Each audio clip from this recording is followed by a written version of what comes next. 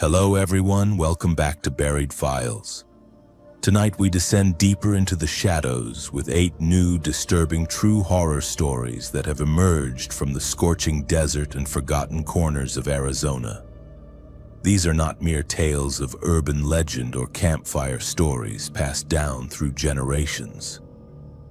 Instead, we bring you first-hand accounts of terror that have been meticulously documented and cross-referenced with local authorities, hospital records, and witness testimonies from across the Grand Canyon state.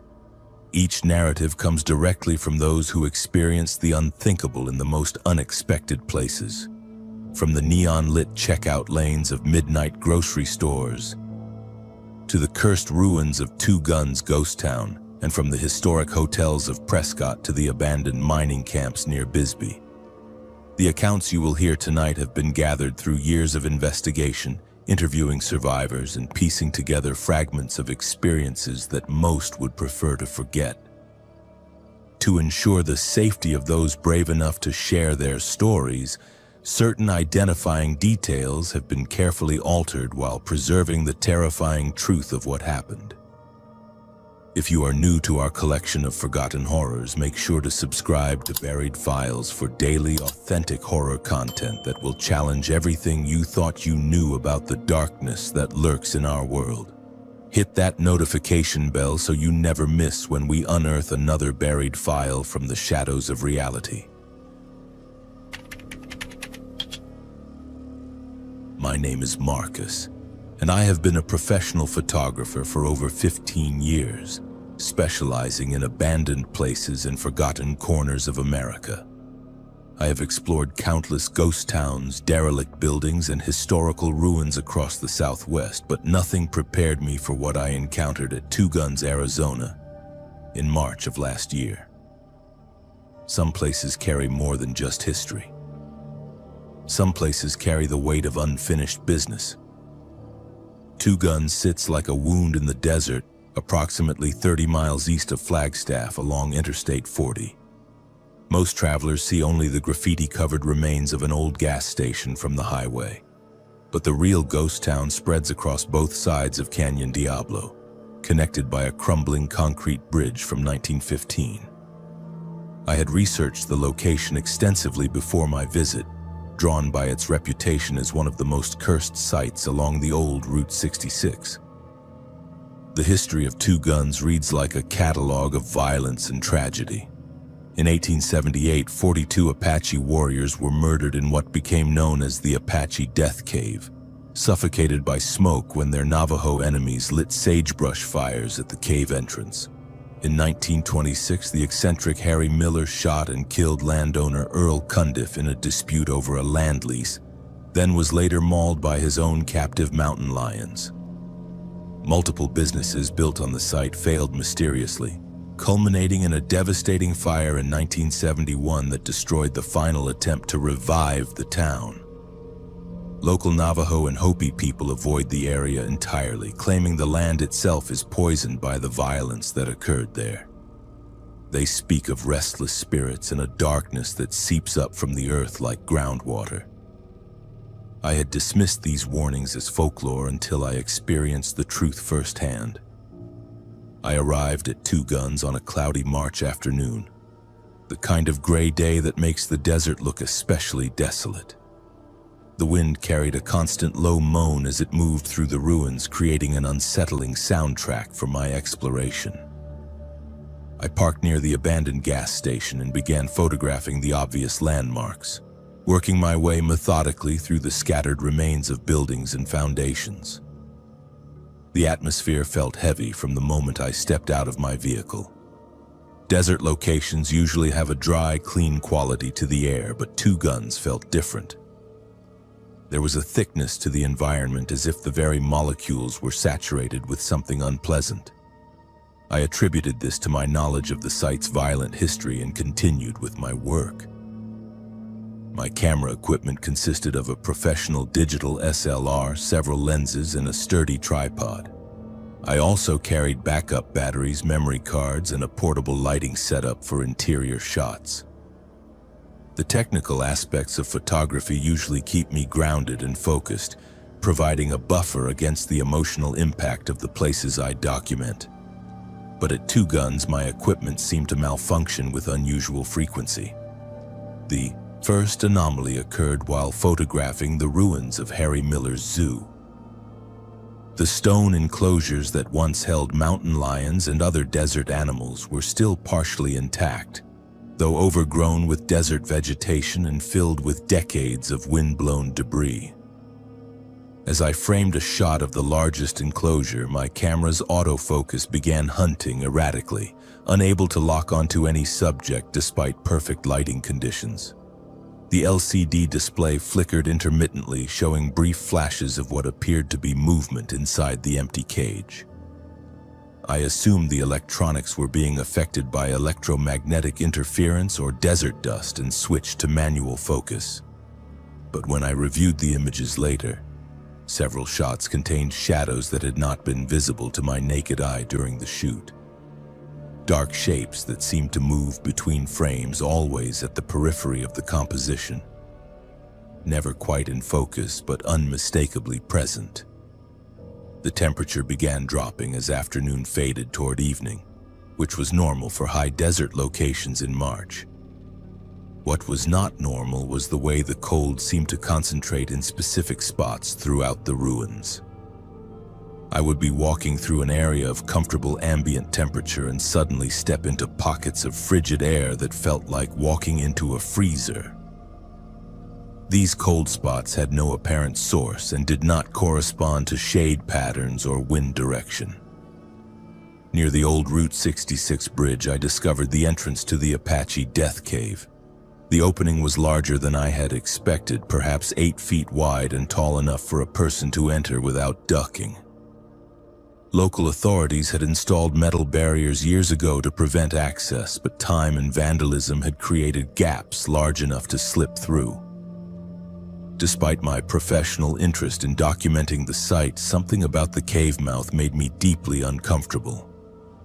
The darkness inside seemed to have weight and texture, as if it were a living substance rather than merely the absence of light.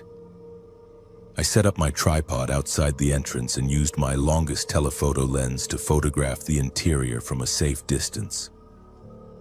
The images revealed stone walls carved with what appeared to be symbols or pictographs, though I could not determine their origin or meaning from the photographs. As I worked, I became aware of sounds emerging from the cave. At first, I thought it was simply wind moving through the underground passages, creating the acoustic effects common in cave systems.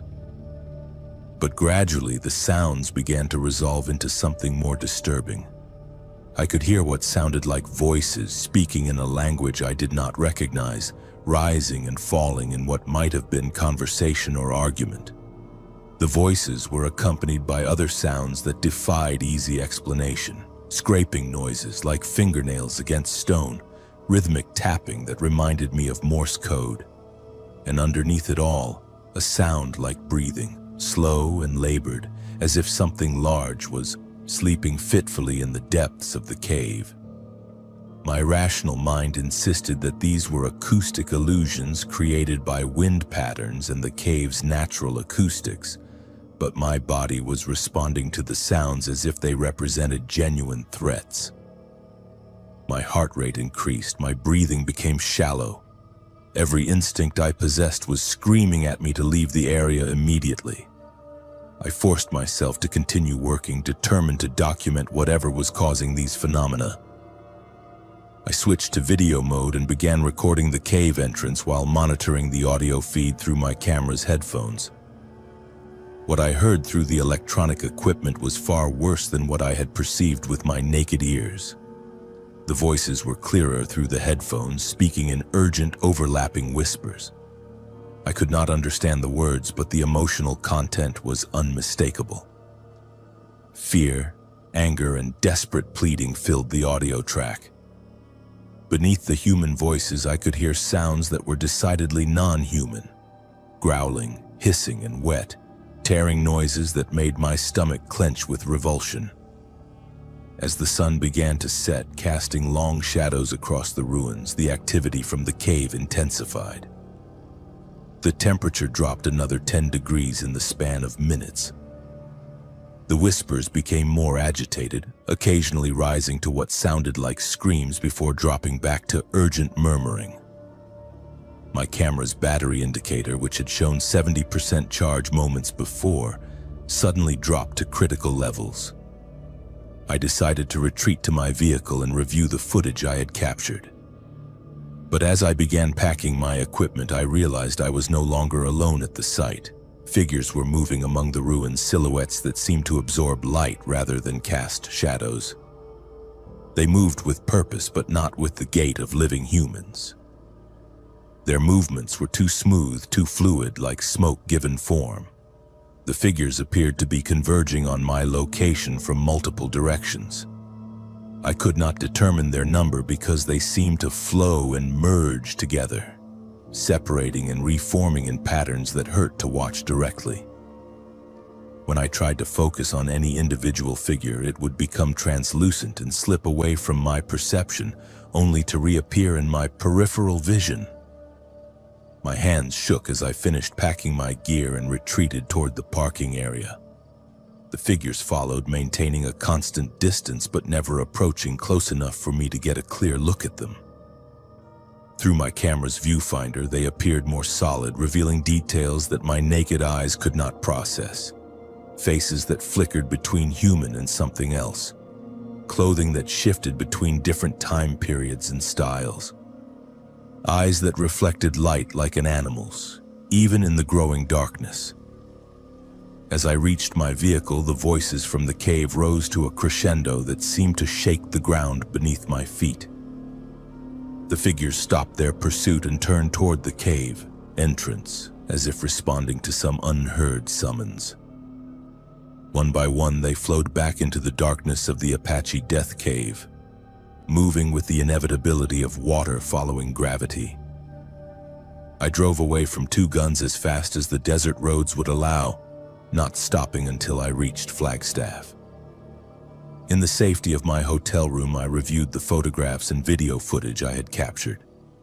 The images told a story that my conscious mind struggled to accept, but that some deeper part of me recognized as truth. The cave photographs showed not just the pictographs I had noticed during shooting, but also faces pressed against the stone walls from the inside, as if people were trapped within the rock itself. The video footage captured movements and shapes that had been invisible to me during recording, a shadow theater of figures acting out scenes of violence and desperation. Most disturbing of all were the audio recordings. When I ran the cave sounds through professional audio analysis software, I could isolate individual voices speaking in what sounded like multiple Native American languages, as well as English phrases from different historical periods. The voices told fragments of stories about betrayal, murder, and endless imprisonment in darkness. Research into the specific history of the Apache Death Cave revealed details that had not appeared in my preliminary study of the site. The 42 Apache warriors who died there were not random victims of tribal warfare, but specific individuals who had been betrayed by someone they trusted. They had been led into the cave by a supposed ally who then delivered them to their Navajo enemies. Their deaths were not just murders, but betrayals that violated sacred bonds of trust and hospitality. According to tribal traditions that are rarely shared with outsiders, such betrayals create spiritual wounds that cannot heal through natural processes. The victims become anchored to the site of their deaths, unable to move on to whatever exists beyond this world. They remain trapped, reliving their final moments and drawing other violent deaths to the same location, creating an ever-growing community of the spiritually imprisoned. I have not returned to Two Guns, nor do I intend to. The photographs I captured there have been exhibited in galleries across the Southwest, but I never display the most disturbing images. Some things are not meant to be shared with the general public. Some darkness should remain buried in the desert where it belongs. But sometimes, late at night in my dark room, I hear whispers that remind me of the voices from the Apache Death Cave. And sometimes, when I develop photographs taken at other locations, I find shadows that do not belong to the subjects I was photographing. The darkness of two guns, it seems, followed me home, and I fear it will never completely leave me alone. The Apache were right about some places being poisoned by violence. Two Guns is not just a ghost town. It is a wound in the world that refuses to heal, and some wounds are better left undisturbed. My name is Trevor, and until last June I was part of a 4-person urban exploration team that specialized in documenting abandoned mining sites across the Southwest. We called ourselves the Desert Ruins Collective, and over 5 years we had explored dozens of forgotten mining camps, ghost towns, and industrial sites throughout Arizona, Nevada, and New Mexico. Our work combined photography, historical research, and video documentation to preserve the stories of places that were slowly being reclaimed by the desert. We thought we understood the risks involved in exploring these dangerous locations. The abandoned copper mine near Bisbee taught us that some places are abandoned for reasons that have nothing to do with economics or safety regulations. The Lavender Pit mine, operated by Phelps Dodge Corporation, was one of the largest open-pit copper mines in Arizona during its active years from 1950 to 1974. Located just outside Bisbee in the Mule Mountains, the mine produced millions of pounds of copper before being shut down due to declining ore grades and increasing environmental concerns. The massive excavation left behind a pit that measured over 1 mile long and 900 feet deep, along with numerous support buildings, processing facilities, and worker housing that were abandoned when operations ceased. Our team consisted of myself as the primary photographer, Lisa, who handled video documentation, Marcus, who specialized in historical research and mapping, and Jessica, who was our safety coordinator and climbing equipment specialist. We had been planning the Bisbee expedition for months, studying historical records, satellite imagery, and consulting with local historians to understand the layout and potential hazards of the site. The area around Bisbee has a complex mining history that spans over a century, with multiple companies operating different claims and extraction methods. The Lavender Pit was only the most recent and visible mining operation, but the mountains around Bisbee are honeycombed with older underground tunnels, shafts, and processing sites that date back to the late 1800s. Many of these earlier operations were smaller scale and less well documented, leaving behind a maze of forgotten excavations and abandoned equipment.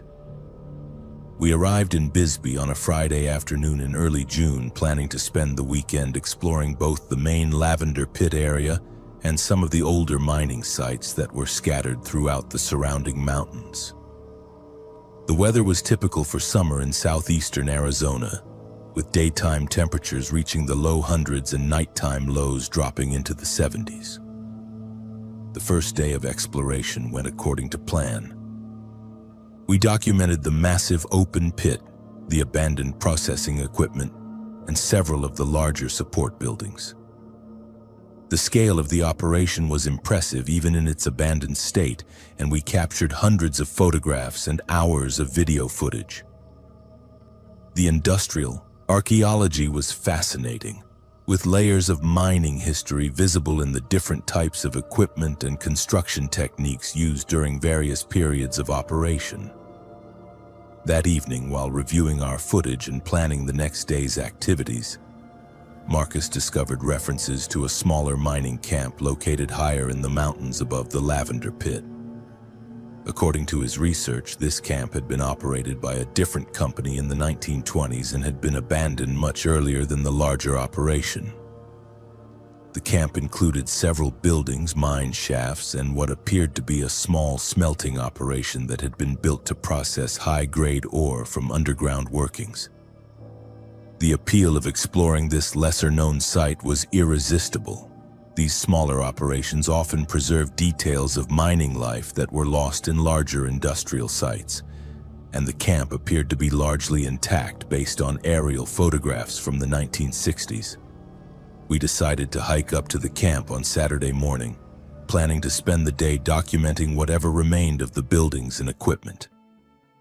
The hike to the camp took approximately 2 hours, following what appeared to be an old access road that had been cut into the mountainside to transport equipment and supplies to the mining operation.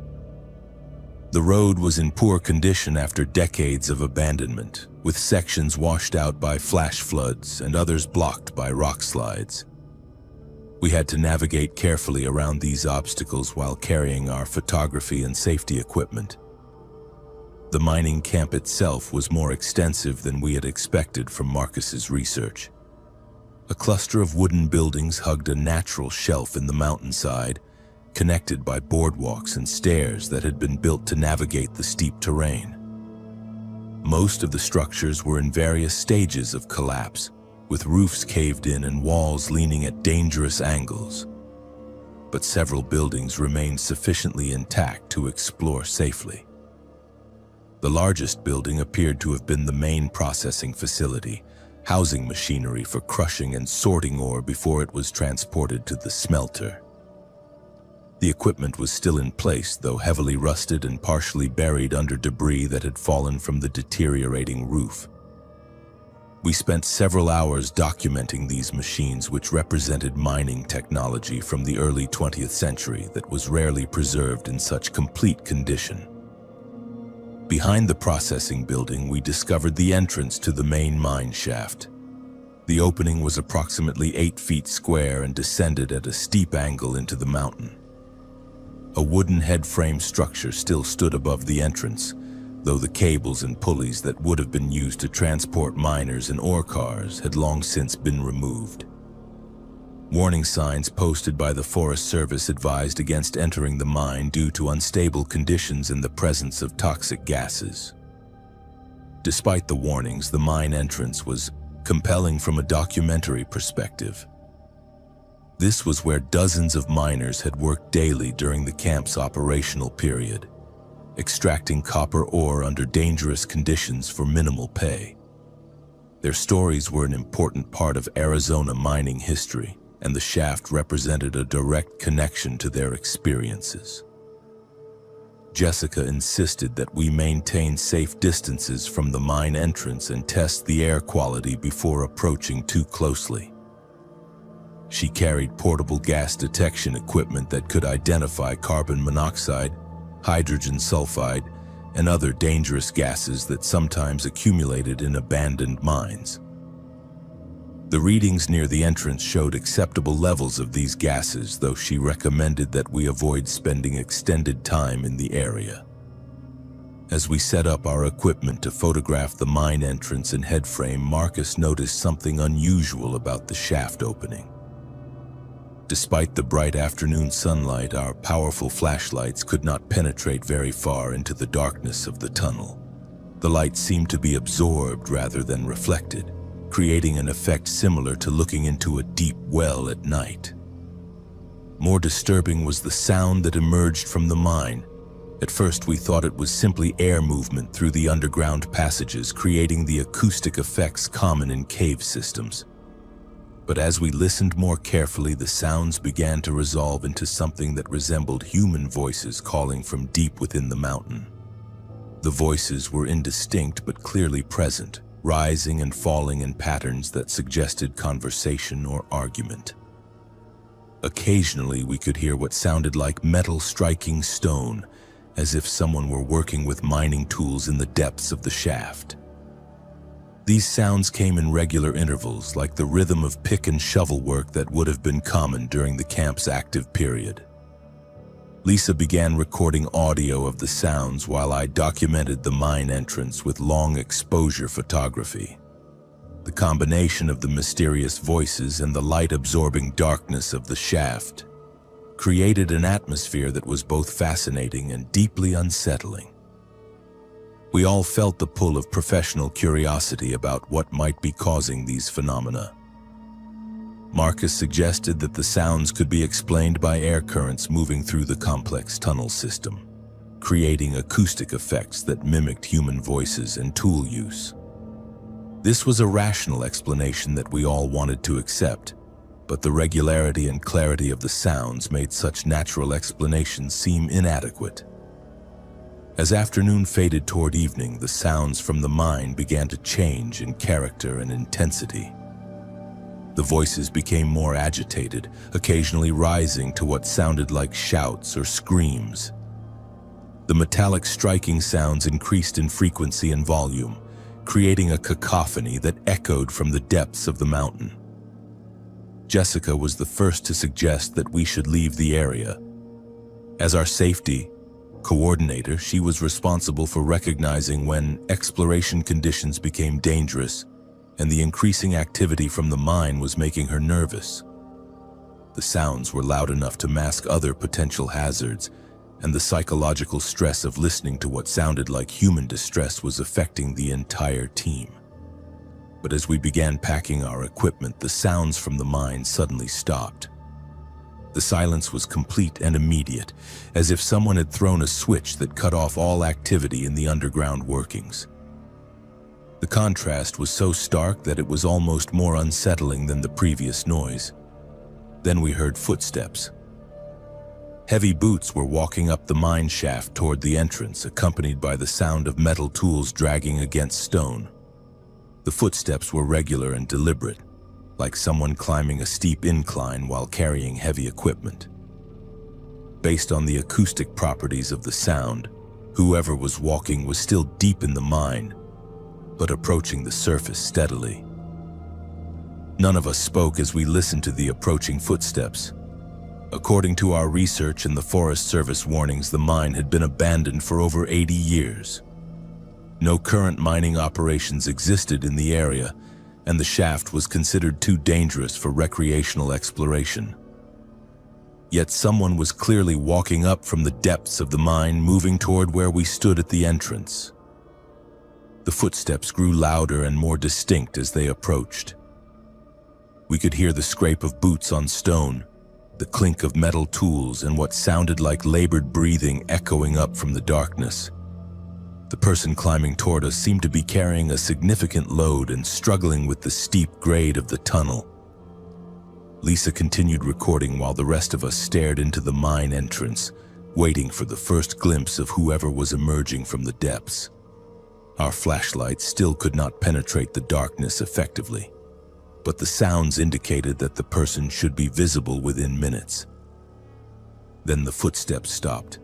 The silence that followed was different from the earlier cutoff of mine sounds. This felt like someone had paused in their climb, perhaps listening for sounds from the surface or resting before completing the ascent to the entrance. We could hear nothing except our own breathing and the wind moving through the abandoned mining equipment. After several minutes of waiting, Marcus called down into the shaft, identifying himself and asking if anyone needed assistance. His voice echoed into the darkness and then returned as a series of diminishing echoes from the tunnel system. No response came from whoever had been climbing toward the surface. Jessica made the decision that we were leaving immediately. The situation had moved beyond normal exploration risks into something that none of us understood or could control safely. We packed our equipment quickly and began the hike back down the mountain toward our vehicles. As we descended the old access road, we could hear activity resuming at the mine behind us. The sounds of picks and shovels striking stone echoed across the mountainside, accompanied by voices that seemed to be shouting instructions or warnings to each other. The sounds continued until we were too far away to hear them clearly, but they persisted for at least an hour after we left the camp. Research into the specific history of the mining camp revealed information that explained our experience but raised even more disturbing questions.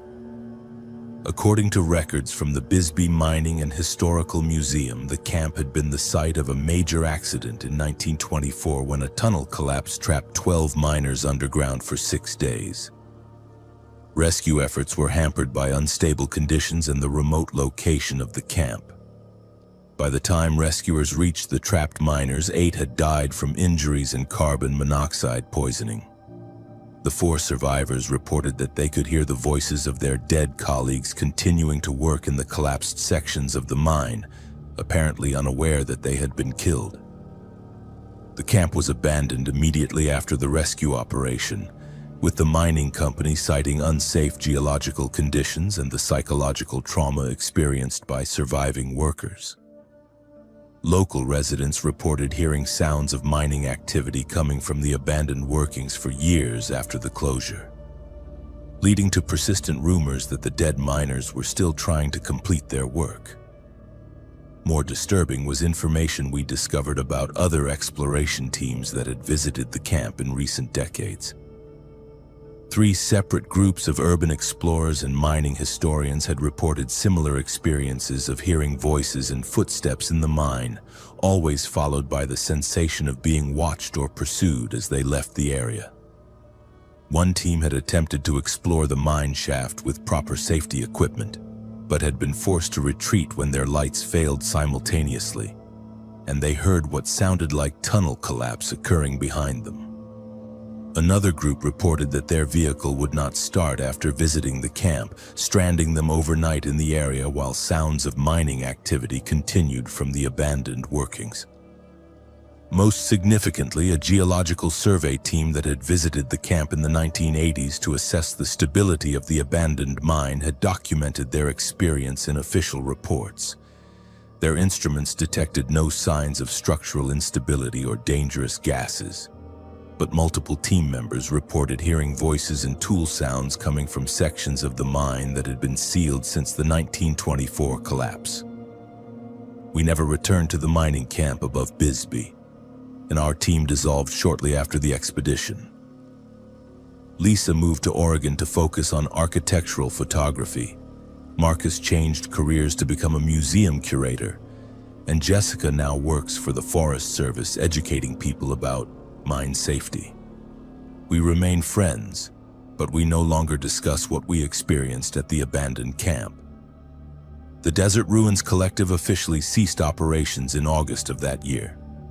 Some ruins are better left undocumented, and some stories are better left buried in the mountains where they belong. The copper mines of Arizona hold more than geological treasures, and the men who died in those dark tunnels are still trying to finish the work that killed them. My name is Luis, and for 8 years I worked as a property caretaker for wealthy families who own desert estates in the exclusive communities around Scottsdale, Arizona. These sprawling compounds, often exceeding 20 acres, were designed as luxury retreats for their owners who might visit only a few times per year. My job involved maintaining security, overseeing landscaping, managing pool and spa systems, and ensuring that these multi-million-dollar properties remained in perfect condition, regardless of how rarely they were occupied. The Ravencroft estate was different from my other assignments from the moment I accepted the position in April of last year.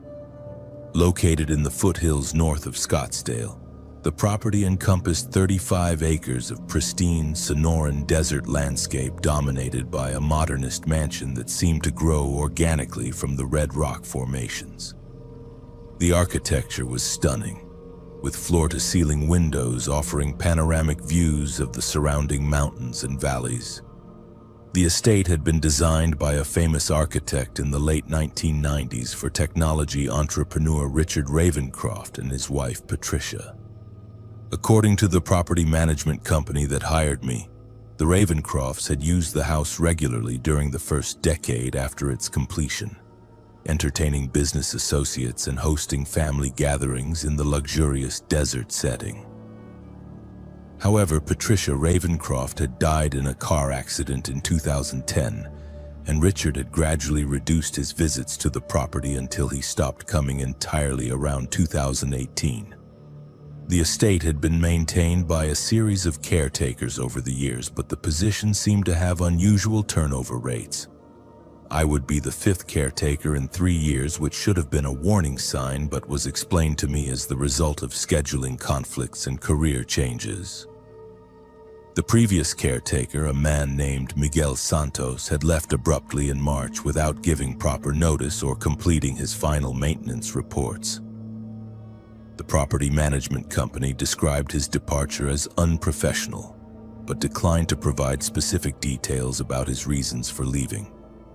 They assured me that all necessary background checks and references had been completed, and that Miguel's departure had nothing to do with working conditions or compensation issues. My responsibilities included daily security patrols of the property perimeter, weekly maintenance of the pool and spa systems, monthly testing of the backup generators and water filtration equipment, and quarterly deep cleaning of the main house and guest facilities. The estate also included a separate caretaker's residence where I would live full-time, a well-equipped workshop for maintenance projects, and a garage housing several vehicles that needed to be started and exercised regularly. The first month of work proceeded without incident. The estate was magnificent, with professionally designed landscaping that showcased native desert plants and water features that created oases of green in the arid environment. The main house was furnished with museum-quality art and furniture, and every system functioned flawlessly thanks to regular professional maintenance and high-quality construction. The isolation of the property was both appealing and occasionally unsettling. The nearest neighbor was over 2 miles away, and the estate was accessible only via a private road that wound through natural desert terrain for several miles before connecting to public highways. During my evening security patrols, I would often go hours without seeing vehicle lights in the distance or hearing any sounds other than the wind and the occasional call of coyotes or great horned owls. It was during one of these evening patrols in early May that I first noticed something unusual about the property's history.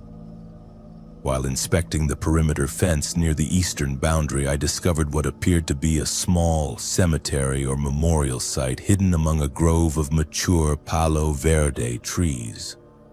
3 simple stone markers bearing dates from the early 2000s were arranged in a neat row, surrounded by decorative rocks and desert wildflowers that appeared to have been carefully maintained.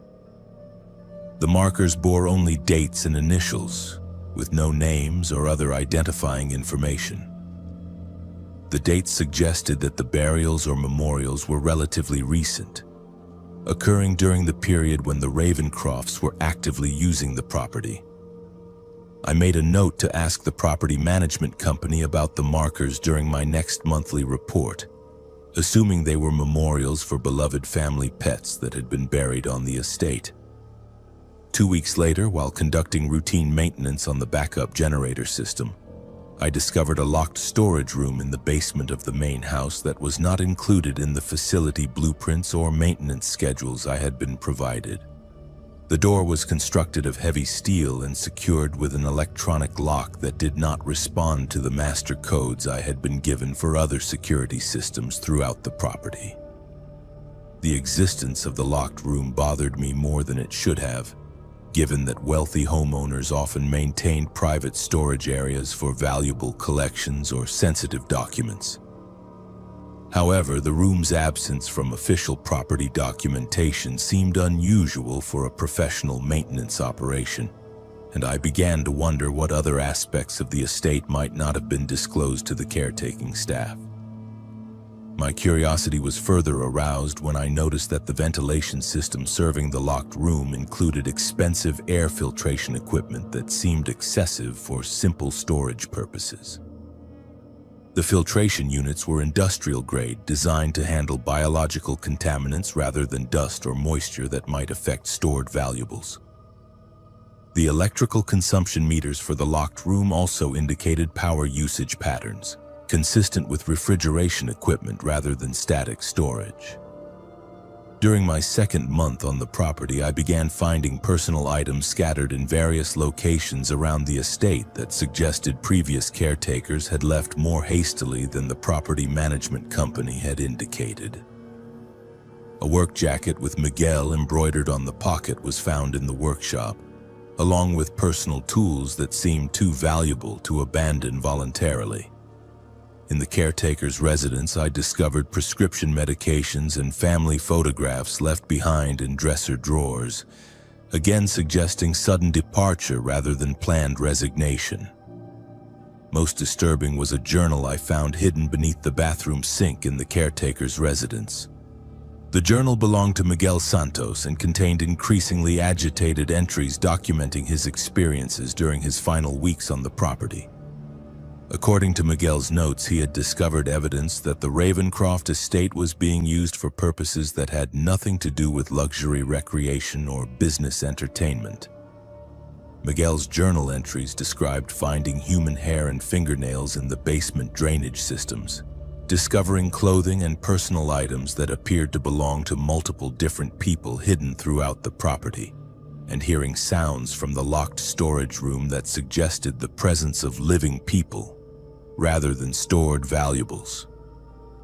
His final entry, dated just 3 days before his disappearance, stated that he had contacted authorities but that his reports had been dismissed due to his legal status as an undocumented immigrant.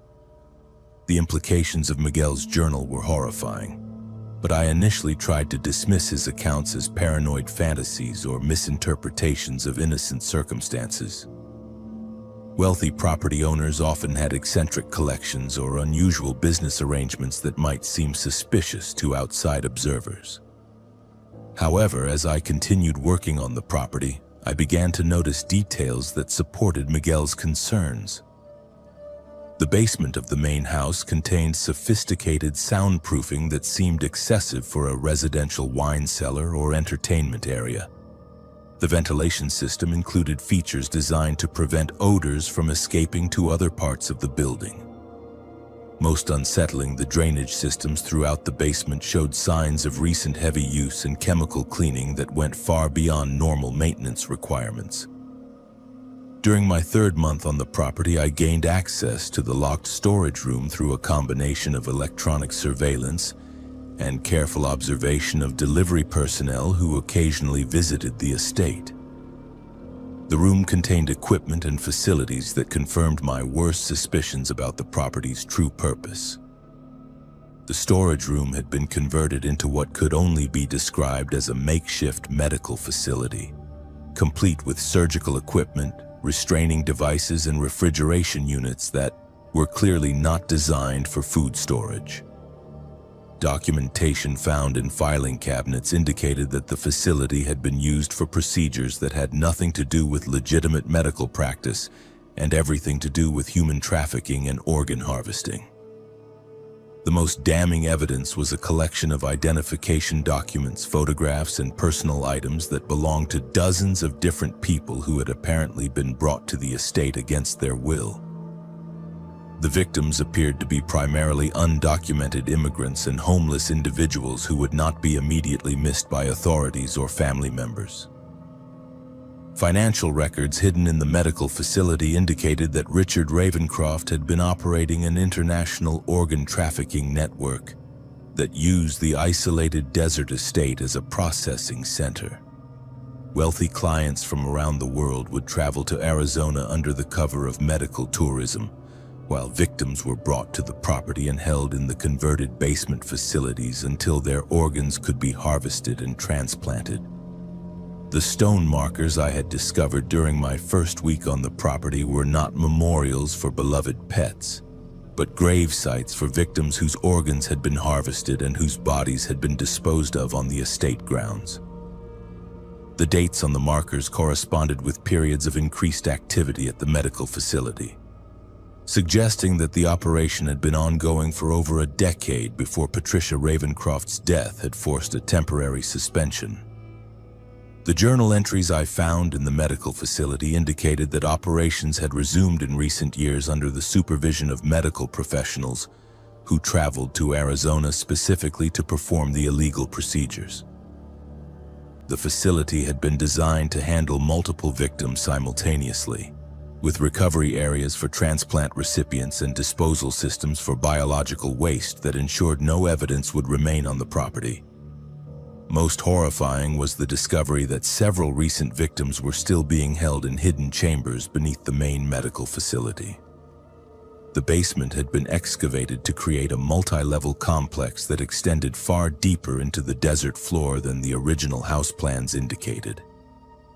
Sound from these lower levels was completely isolated from the rest of the property, explaining why previous caretakers had taken months to discover the full scope of the operation. I immediately contacted federal authorities, providing them with detailed documentation of the organ trafficking facility and information about the victims still being held on the property. The FBI raid that followed resulted in the rescue of 7 people who were being held for future organ harvesting, along with the arrest of medical personnel and security staff who had been operating the facility. Richard Ravencroft was arrested at his primary residence in California and charged with multiple federal crimes related to human trafficking, kidnapping, and murder. The investigation revealed that his technology business had served primarily as a money laundering operation for the organ trafficking network, which had generated millions of dollars in revenue over more than 15 years of operation. The bodies of at least 37 victims were eventually recovered from various burial sites throughout the property, though investigators believe the actual number of deaths may have been significantly higher. Many victims had been cremated using industrial equipment hidden in the property's maintenance buildings, leaving no physical evidence of their murders. The previous caretakers who had left the property abruptly had not resigned voluntarily or been dismissed for performance issues. According to federal investigators, at least 3 former caretakers had been murdered when they discovered evidence of the organ trafficking operation. Their bodies were among those found in the desert burial sites, and their disappearances had been covered up through falsified employment records and forged resignation letters. Miguel Santos was found alive but severely traumatized in a medical facility in Mexico, where he had fled after discovering the true nature of the Ravencroft estate. His journal had been accurate in every detail, and his decision to leave the country immediately after contacting authorities had probably saved his life. Federal prosecutors credited his documentation with providing crucial evidence for the successful prosecution of the trafficking network. The Ravencroft estate has been seized by federal authorities and will eventually be sold to compensate victims' families and fund anti-trafficking enforcement efforts. The main house and all associated buildings have been demolished to prevent the site from becoming a morbid tourist attraction, and the desert land will be donated to conservation organizations. The property management company that hired me was revealed to be a front organization created specifically to provide cover for the trafficking operation and to recruit caretakers who could be monitored and controlled.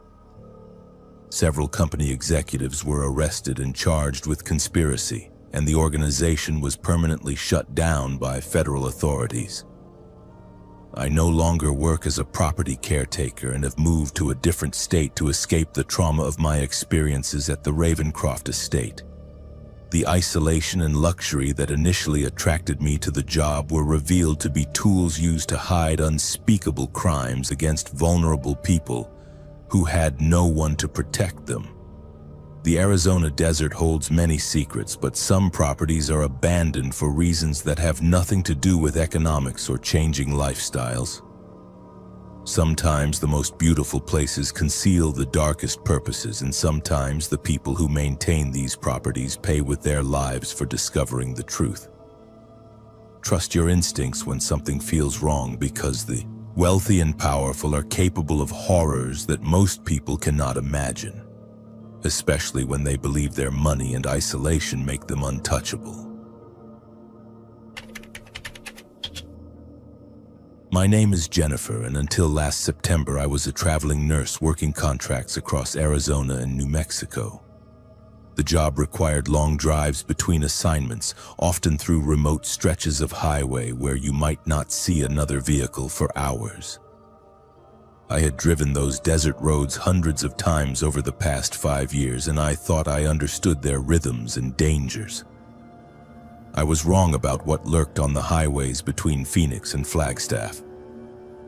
The incident occurred on State Route 87, a two-lane highway that cuts through some of the most desolate country in central Arizona. It was a Tuesday night in late September, and I was driving from a completed assignment in Phoenix to start a new contract at Flagstaff Medical Center. The shift change meant I had to drive overnight to arrive in time for orientation at 7 a.m. I had taken this route dozens of times before. During daylight hours, Route 87 offers stunning views of the Sonoran Desert transitioning into high country pines. At night, however, it becomes a ribbon of asphalt through absolute darkness, with the occasional pair of animal eyes reflecting in the headlights being the only signs of life for miles. The highway has a reputation among locals and frequent travelers. It was constructed in 1927 with sharp curves and steep grades that make night driving challenging under the best conditions. Over the decades, countless fatal accidents have occurred along its length, earning it recognition as one of Arizona's most dangerous roads. Emergency responders call certain sections blood alleys because of the frequency and severity of crashes. I departed Phoenix at 11 p.m., planning to arrive in Flagstaff around 2:30 a.m. with time to grab a hotel room and a few hours of sleep before reporting to work. The first hour of driving passed uneventfully. Traffic was light, consisting mainly of long-haul truckers and the occasional late-night traveler like myself. The radio played softly and I maintained a steady speed while staying alert for wildlife that might wander into the roadway. Around mile marker 200, approximately 30 miles south of Payson, the landscape began its transition from low desert to pine forest. This section of highway features several tight curves and elevation changes that require careful attention, especially at night. I had navigated these curves countless times and felt confident in my familiarity with the road. That confidence evaporated at 12:47 a.m. when my headlights illuminated what appeared to be a serious traffic accident directly ahead. A white sedan was positioned sideways across both lanes of the highway, its driver's side severely damaged and partially crumpled. The front of the vehicle was smashed inward and the windshield had spiderwebbed into an opaque pattern that obscured the interior. Steam or smoke rose from under the hood, creating ghostly wisps in the cold desert air. The passenger side door hung open and debris was scattered across the asphalt. I immediately applied my brakes and activated my hazard lights while scanning for other vehicles or signs of emergency responders. The accident appeared fresh, with no emergency vehicles on scene and no other traffic visible in either direction. My nursing training kicked in automatically and I began mentally preparing to provide medical assistance to any injured parties. As I brought my car to a complete stop approximately 50 feet from the wreckage, I noticed something that made my stomach clench with unease. Despite the severity of the damage, there were no skid marks on the pavement leading up to the accident site. The asphalt was completely clean, with no indication of the violent braking or loss of control that should have preceded such a devastating crash. I reached for my cell phone to call 911 and discovered that I had no signal, which was not unusual in this remote area. Many sections of Route 87 had spotty cellular coverage, and emergency calls sometimes had to be made from the next town or truck stop. I would need to either render immediate aid to any victims or drive to the nearest location with phone service to report the accident. I grabbed my emergency medical kit from the trunk and approached the damaged vehicle cautiously. My headlights provided the only illumination, creating stark shadows that moved and shifted as I walked closer to the wreckage. The silence was complete except for the ticking of cooling metal and the soft hiss of escaping fluids. The scene became more disturbing the closer I got. The damage pattern on the sedan made no sense from an engineering perspective. The impacts appeared to have come from multiple directions simultaneously, as if the vehicle had been crushed by some enormous force rather than colliding with another object. The metal was twisted in ways that defied the normal physics of automobile accidents. Looking through the shattered windows, I could see that the interior of the car was empty. No driver, no passengers, no personal belongings scattered by the impact. The seats were pristine despite the external damage, and there was no blood or other evidence that anyone had been injured in the crash. Even more unsettling, the car keys were still in the ignition, and the engine was running despite the extensive damage to the front end. I circled the vehicle looking for clues about what had happened or where the occupants might have gone. The passenger door that hung open showed no signs of being forced or damaged during the crash. It appeared to have been open normally, as if someone had simply stepped out of the vehicle after parking. But there were no footprints in the sandy soil beside the highway and no indication of where the driver might have gone for help. The license plate was clearly visible and appeared current, though something about the numbers and letters seemed wrong in a way I could not immediately identify. The registration sticker looked fresh, but when I leaned closer to read the dates, the numbers seemed to shift and blur as if they were printed on water rather than static material. As I completed my examination of the vehicle, I became aware that I was no longer alone on the highway. A figure was walking toward me from the direction of Payson, moving with the slow, deliberate pace of someone who had been traveling on foot for a considerable distance. As the person drew closer, illuminated by my headlights, I could see it was a woman in her 30s wearing a pale blue dress and carrying a small purse. She appeared completely calm despite the circumstances, showing no signs of injury or distress that would be expected from someone involved in such a severe accident. Her clothes were clean and undamaged, her hair neatly arranged, and her expression was serene in a way that felt completely inappropriate for the situation.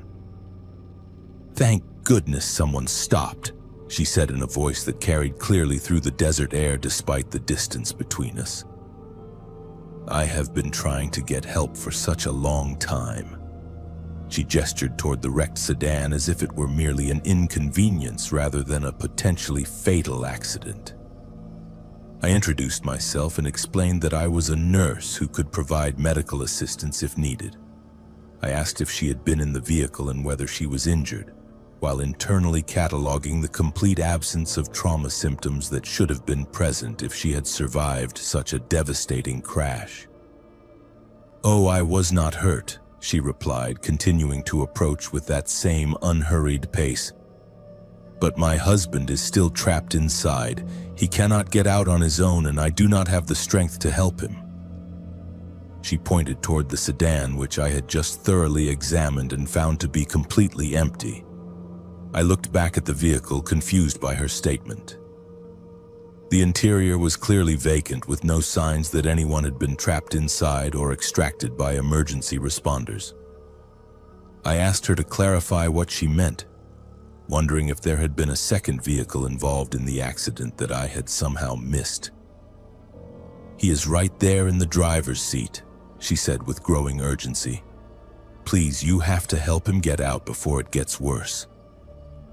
She was close enough now that I could see her face clearly in my headlights, and what I saw made my blood freeze in my veins. Her skin had a waxy, translucent quality that seemed to glow with its own pale light. Her eyes were completely white, with no visible pupils or irises, and they reflected my headlights like mirrors. When she spoke, I could see that her mouth moved normally, but the voice seemed to come from somewhere else entirely, as if she were lip-syncing to words spoken by someone standing behind me. I backed toward my vehicle while keeping my eyes on both the woman and the wrecked sedan. As I watched, the interior of the damaged car began to change. A figure materialized in the driver's seat, slumped forward against the steering wheel. The man appeared to be unconscious, with blood running down his face from a head injury. His clothes were torn and stained, and his breathing was labored and irregular. "You see him now," the woman said with satisfaction. He has been waiting so long for someone to help. All you have to do is reach inside and pull him free." She gestured toward the open passenger door with hands that seemed to have too many fingers, all of them unnaturally long and pale. Every instinct I possessed was screaming at me to get back in my car and drive away as quickly as possible. Nothing about this situation made logical sense, and my nursing experience told me that trauma victims do not simply materialize inside vehicles that had been empty moments before. But the professional part of my mind insisted that I had a duty to help if someone was truly injured. I approached the passenger door cautiously while keeping the woman in my peripheral vision. The man in the driver's seat looked real enough, and his injuries appeared severe. If this was some kind of hallucination brought on by stress or fatigue, the responsible thing to do was still to investigate and ensure that no one actually needed medical assistance. As I reached toward the door handle, the woman spoke again. "Hurry," she urged. "He is running out of time. If you do not help him soon, he will end up like all the others who have waited too long on this road." The interior of the vehicle felt ice cold when I leaned inside, despite the warm September night. The injured man did not respond when I called to him or touched his shoulder. His skin was frigid and had the waxy texture I had noticed on the woman's face. When I checked for a pulse at his wrist, I found nothing, and his chest was not rising and falling with breath. I jerked my hand back and turned to tell the woman that the man was already dead and beyond help. But she was no longer standing where I had left her. Instead, she was sitting in the passenger seat of my own vehicle, smiling at me through the windshield with those terrible white eyes. I ran to my car and yanked open the driver's door, but the passenger seat was empty. The woman had vanished as completely as if she had never existed. I started the engine with shaking hands and drove away from the accident scene as fast as the curving highway would allow, not caring about speed limits or safe following distances. When I reached Payson 20 minutes later, I stopped at the first gas station I could find and called 911 to report the accident.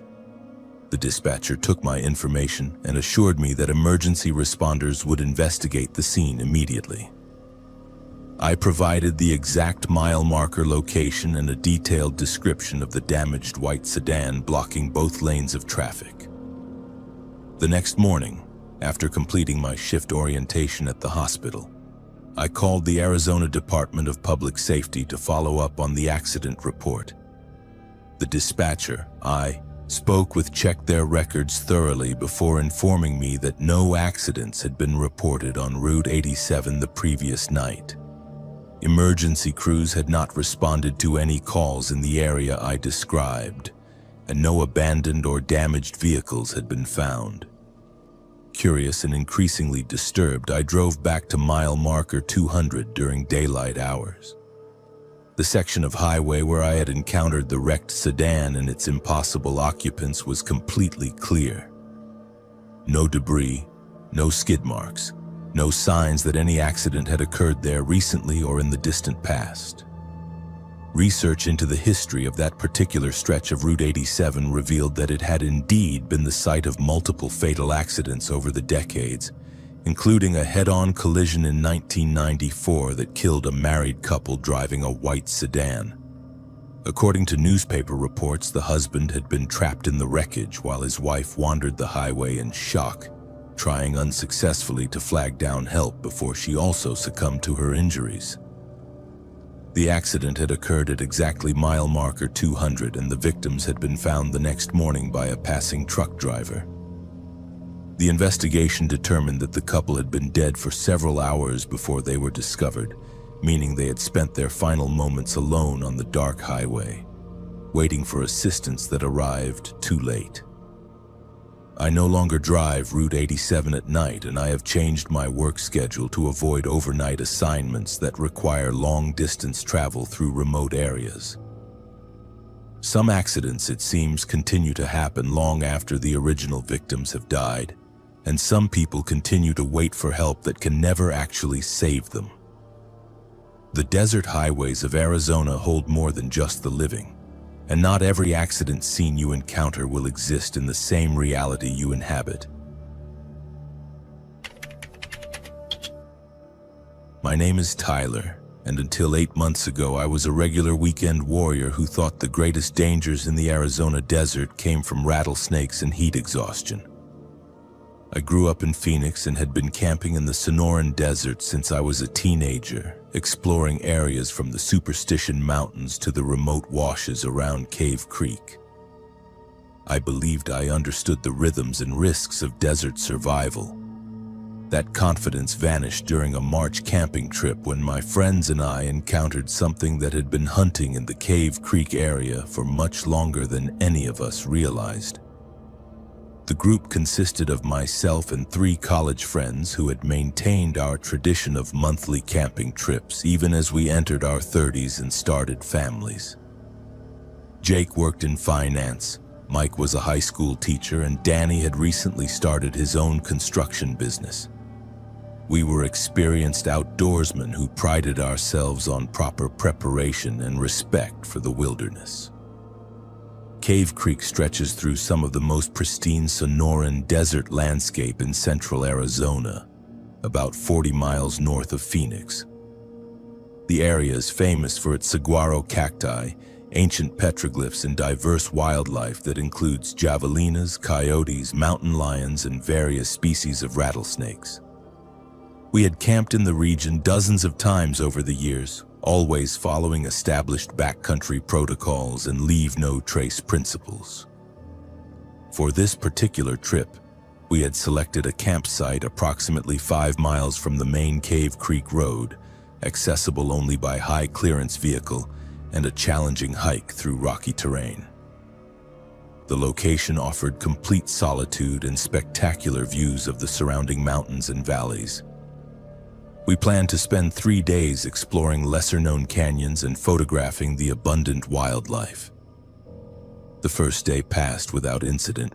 We set up our tents in a natural clearing surrounded by mature mesquite trees and towering saguaros, established a proper fire ring with gathered deadwood, and prepared a dinner of freeze-dried meals and fresh vegetables we had packed in coolers. The weather was perfect for March camping, with daytime temperatures in the mid-70s and nighttime lows expected to drop into the 40s. As darkness fell, we built a modest campfire and settled into our usual routine of sharing stories and planning the next day's activities. The desert night sounds were familiar and comforting. The distant yipping of coyotes, the occasional hoot of a great horned owl, and the rustle of small creatures moving through the underbrush in search of food and water. Around 10 p.m., however, the normal night sounds began to change in subtle ways that initially escaped our conscious notice. The coyote calls became less frequent and eventually stopped entirely. The owl went silent. Even the constant chirping of insects seemed to fade until the desert around our campsite felt unnaturally quiet. Jake was the first to comment on the silence. "Anyone else notice how quiet it got out there?" he asked, gesturing toward the darkness beyond our fire circle. We all paused to listen, and the absence of normal desert sounds was indeed striking.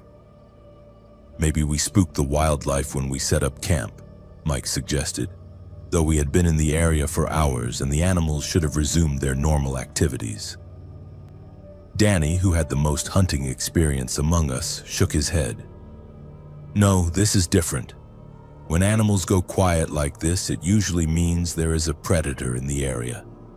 Something big enough that everything else wants to hide from it." As if summoned by his words, a sound drifted through the night that none of us had ever heard before.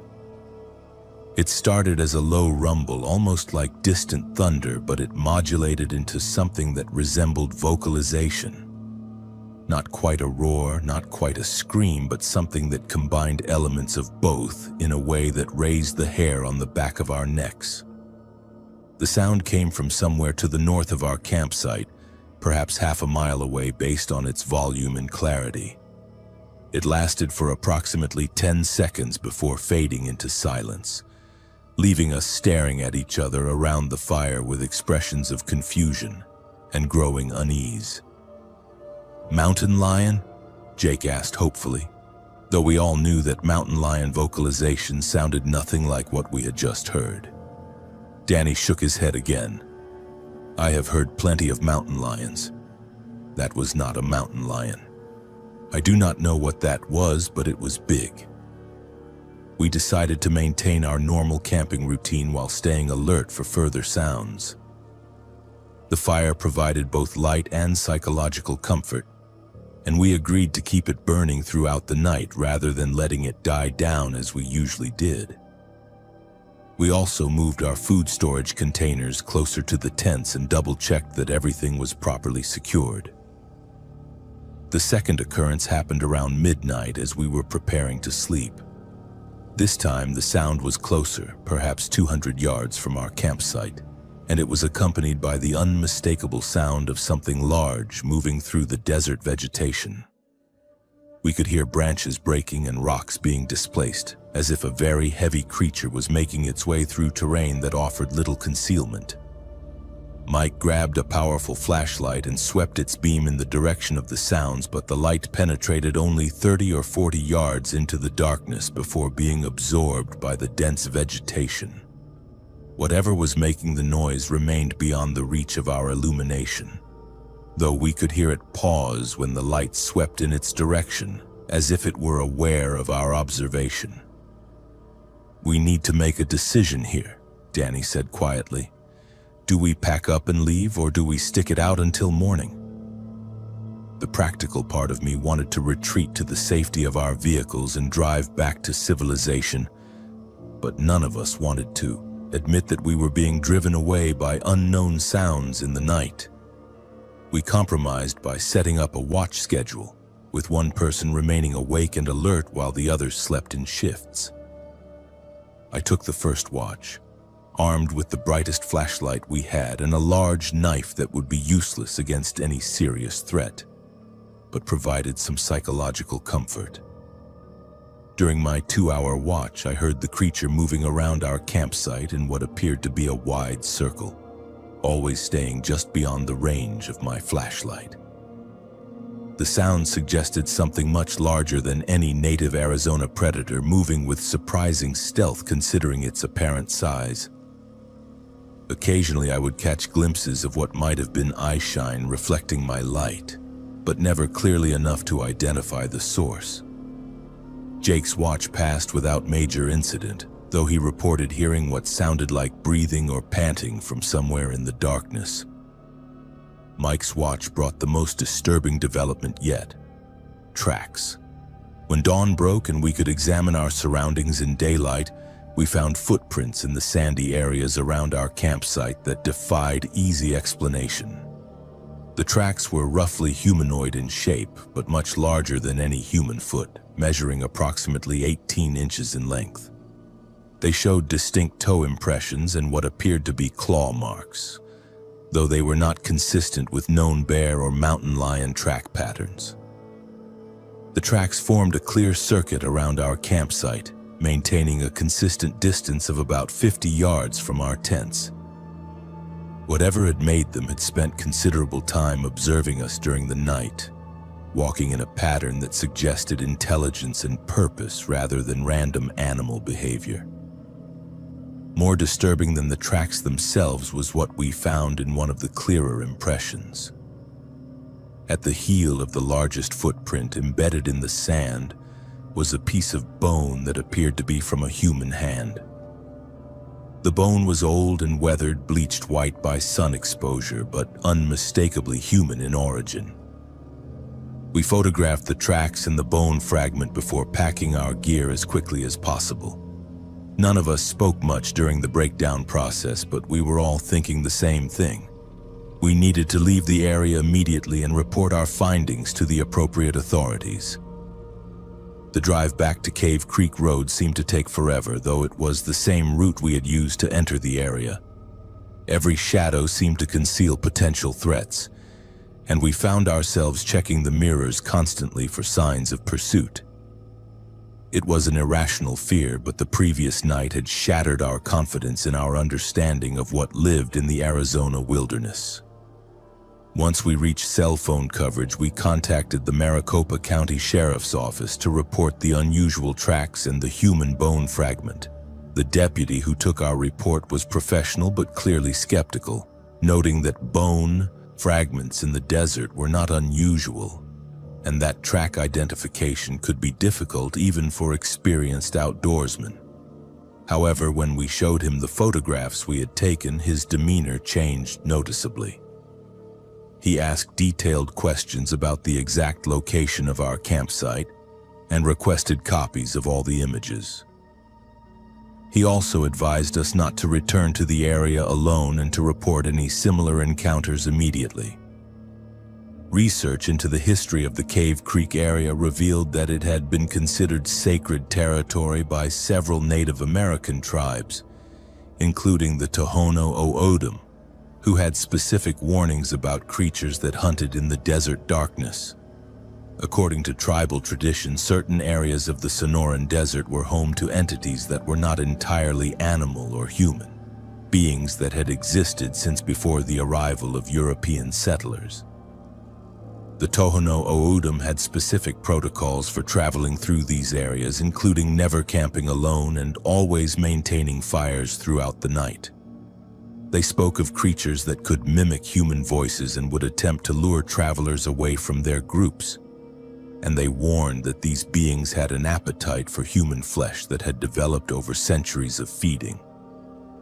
Most significantly, the tribal warnings specifically mentioned the Cave Creek area as a place where such entities gathered during certain times of the year, drawn by the abundance of water and the natural corridors that allowed them to move undetected between different hunting territories.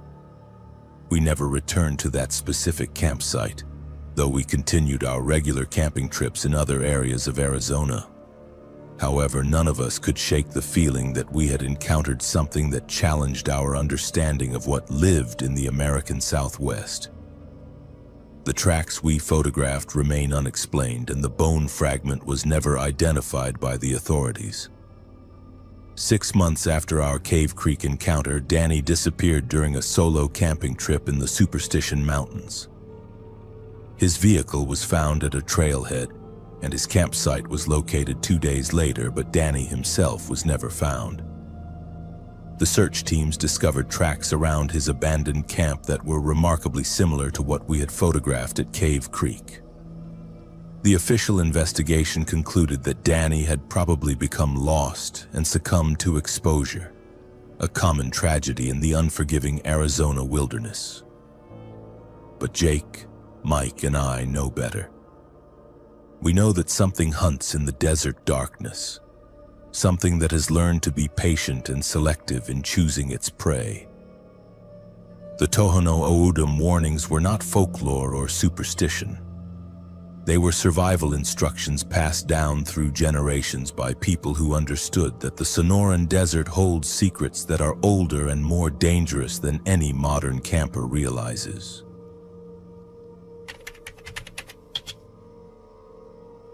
My name is Derek, and until 6 months ago I worked the graveyard shift at a 24-hour grocery store in Tucson.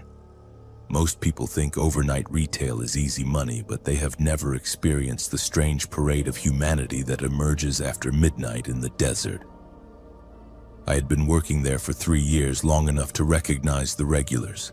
The insomniacs buying ice cream at 2 a.m., the hospital workers grabbing energy drinks between shifts, the construction crews stocking up before dawn.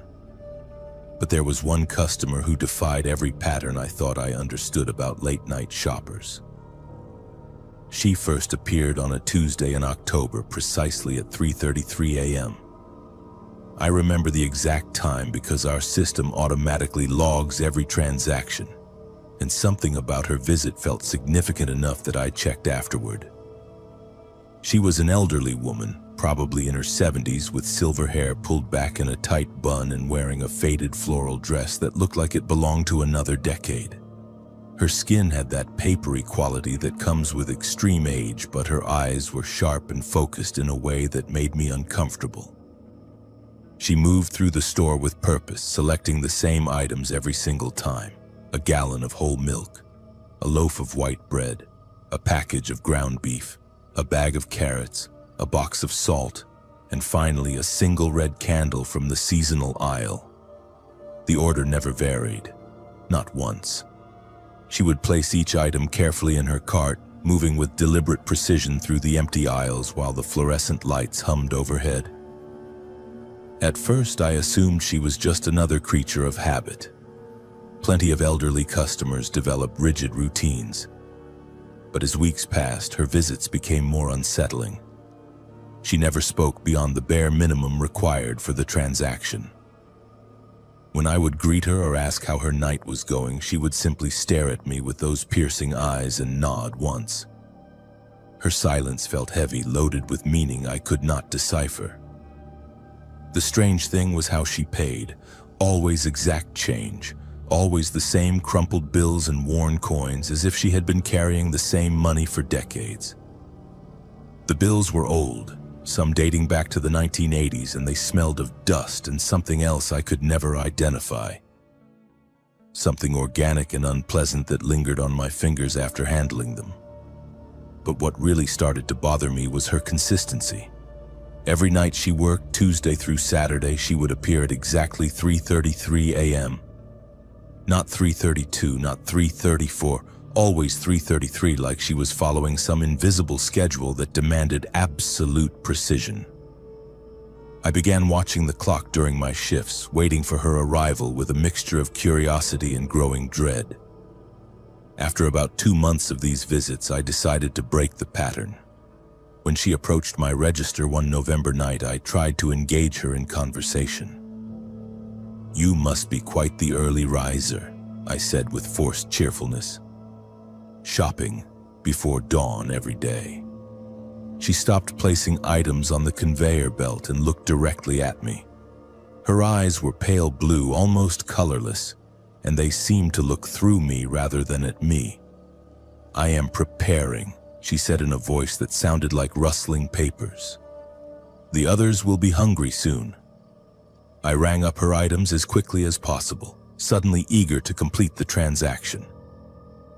But as I handed her the receipt, she grabbed my wrist with fingers that felt like ice. Her grip was surprisingly strong for someone her age. "You have kind eyes," she whispered. "When the time comes, remember that kindness." Then she released me and walked away, pushing her cart through the automatic doors into the desert night. Sleep became difficult after that encounter. During my days off, I found myself researching the store's history, trying to understand what she might have meant. The building had been constructed in the 1970s on what was previously undeveloped desert land. Before that, according to old county records, the area had been part of a larger ranch that was abandoned during the Great Depression. I could not find anything that explained her cryptic warning or her obsession with shopping at such a specific time. December brought a change in her routine that made everything worse. She still arrived at 3:33 a.m., still bought the same items in the same order. But now, she was not alone. 3 other elderly people began accompanying her. An old man in a worn suit that looked decades out of style. Another woman in a nurse's uniform that had yellowed with age. A third figure whose gender I could never determine, always wearing a long coat that obscured their features. They never spoke to each other or to me. They simply followed her through the store like a silent procession, each pushing their own cart and selecting identical items. Milk, bread, ground beef, carrots, salt, and red candles. The same exact purchases multiplied by 4. The checkout process became surreal, scanning the same products over and over while 4 pairs of ancient eyes watched me work. The smell grew stronger with more of them present. That organic, unpleasant odor that seemed to cling to their old money and permeate the air around them. It reminded me of something rotting in the desert heat, sweet and sickening. I started wearing a mask during my shifts, claiming allergies just to filter out the stench. By January, their group had grown to 6 people, then 8, then 12, all elderly, all dressed in clothing that seemed frozen in different decades, all maintaining that same eerie silence while they moved through the store in perfect synchronization. The automatic doors would slide open at exactly 3:33 a.m., and they would enter like ghosts materializing from the Arizona night. I began dreading their visits. My manager noticed my request to switch shifts, but overnight positions were hard to fill and I needed the job. I tried convincing myself that they were just a large family with unusual shopping habits. Maybe they lived in a senior community nearby. Maybe they were part of some religious group with specific dietary requirements. Any explanation was better than confronting the growing certainty that something fundamentally wrong was happening in my store every night. The breaking point came on a February morning when their group had swelled to nearly 20 people. As always, they arrived at 3:33 a.m., moving through the aisles with that same deliberate purpose. But this time, as the first woman approached my register, she spoke again. "Tonight is the last night," she said in that papery voice. "Tomorrow we begin the feast." I scanned her items with trembling hands, trying to process what she had said. "What feast?" I managed to ask. She smiled for the first time since I had known her, revealing teeth that looked too sharp and too white for her age. "The Feast of Remembrance," she replied, "for all those who were forgotten in the desert, all those who died with empty stomachs and unfulfilled hunger." As I handed her the receipt, she leaned closer. Her breath smelled like turned earth and old bones. "You have been chosen to witness," she whispered. "Because of your kindness, you will understand what we have become." Then she turned and walked away, leading her silent procession back into the night. I called in sick the next day, and the day after that. When I finally returned to work, my manager informed me that the overnight shift was being discontinued due to low customer traffic. The store would now close at midnight and reopen at 6 a.m. When I asked about our late-night regulars, he looked confused. "What regulars?" he said. "The night shift barely had any customers. That is why we are shutting it down." I checked the transaction logs for the previous months, searching for evidence of their purchases. There was nothing. No record of the milk, bread, ground beef, carrots, salt, or candles. No receipts matching their visits. According to the computer system, the store had been virtually empty during those overnight hours. But I know what I saw. I know what I experienced. And sometimes when I drive past that store late at night, I see figures moving through the parking lot at exactly 3:33 a.m. They carry shopping bags filled with provisions for a feast that exists somewhere between memory and hunger, between the living world and whatever lies beyond it in the vast Arizona desert. I work day shifts now at a different store across town. But I still wake up at 3:33 a.m., remembering the weight of their ancient eyes and the promise of kindness in a world where the forgotten dead still need to eat. My name is Carlos, and for 3 years I worked as a security guard at London Bridge in Lake Havasu City, Arizona. Most people know the bridge's history, how it was purchased from England in 1968 and transported stone by stone to Arizona, where it was reconstructed over the Colorado River. What fewer people understand is that some things from Victorian London made the journey along with the bridge itself, things that were never meant to cross an ocean or survive in the Arizona desert. Lake Havasu City was created specifically around the relocated London Bridge as a tourist destination and retirement community. The bridge spans a channel of the Colorado River, connecting the mainland to a small island that houses shops, restaurants, and the London Bridge Resort. During peak season, thousands of visitors cross the bridge daily, taking photographs and marveling at this piece of authentic British architecture transplanted into the American Southwest. My job as a security guard involved monitoring the bridge and surrounding areas from 10 p.m. to 6 a.m., when foot traffic was minimal and most businesses were closed. The work was generally routine, consisting mainly of deterring vandalism, preventing people from climbing on the bridge structure, and ensuring that the lighting systems remained functional throughout the night. The bridge is beautiful during daylight hours, with its stone arches reflecting in the Colorado River and the distant mountains providing a dramatic backdrop. At night, however, it takes on a completely different character. Architectural lighting illuminates the Victorian stonework, creating deep shadows between the lampposts and transforming the familiar tourist attraction into something that feels much older and more mysterious than its 1970s reconstruction would suggest. During my first month on the job, I attributed the strange atmosphere to my unfamiliarity with working alone in such a historically significant location. The bridge was originally built in London in 1831, and it had witnessed over a century of Thames River crossings before its relocation to Arizona.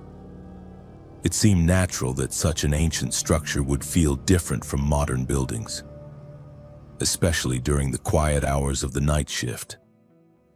The first incident occurred on a Thursday night in November, approximately 6 weeks after I began working. I was making my routine patrol across the bridge around 2:30 a.m. when I noticed a woman standing at the center span, leaning against the stone parapet and looking down at the water. This was not unusual in itself, as people sometimes came to the bridge late at night for romantic moments or quiet contemplation. However, something about the woman's appearance struck me as wrong for the time period and weather conditions. She was wearing what appeared to be a long Victorian dress, complete with bustles and elaborate trim that seemed authentic rather than costume-like. Her hair was arranged in an intricate style that belonged to the 19th century, and she wore no modern jewelry or accessories that I could see. More concerning was her behavior. She was not simply admiring the view or taking photographs. Instead, she appeared to be preparing to climb over the parapet, positioning her hands on the stone ledge in a way that suggested she intended to jump into the river below. I approached her immediately, identifying myself as security and asking if she needed assistance. She turned toward me with a face that was pale beyond what could be explained by the bridge lighting, and her eyes held an expression of desperate sadness that seemed to encompass more grief than any single person should be able to carry. "He promised to meet me here," she said in an accent that was distinctly British and belonged to no contemporary regional dialect I had ever heard. "He said we would be together, but he has not come. I cannot wait any longer." I tried to engage her in conversation while moving closer, following the suicide prevention protocols I had learned during security training. I asked her name, tried to understand what she was waiting for, and offered to call someone who could help her with whatever problem she was facing.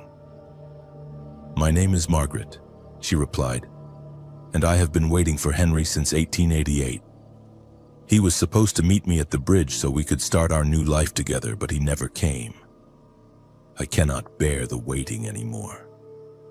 As she spoke, I realized that despite the clear night air, I could see my breath when I exhaled, as if the temperature had dropped dramatically in the area immediately around her. The cold seemed to emanate from her presence, creating a pocket of winter air that extended perhaps 10 feet in all directions. I was close enough now to see details that made my rational mind struggle to process what I was witnessing.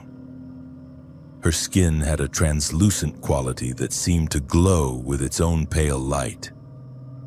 Her Victorian dress appeared to be made of expensive fabric, but it was stained with what looked like river water and showed signs of significant deterioration.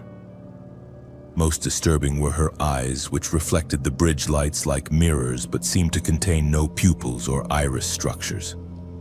When she blinked, which she did very rarely, her eyelids moved with mechanical precision that looked unnatural in a living person. "Margaret," I said carefully, This is Arizona, not London. The year is 2023, not 1888. I think you might be confused about where you are." She smiled sadly and shook her head. "The Thames, the Colorado River, it makes no difference now. Water is water and drowning is drowning. The bridge brought me here, and the bridge will take me to where Henry is waiting."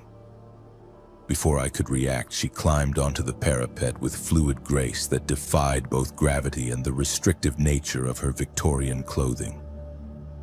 She stood balanced on the narrow stone ledge, her dress billowing in a wind that I could not feel, and looked back at me with an expression of profound gratitude.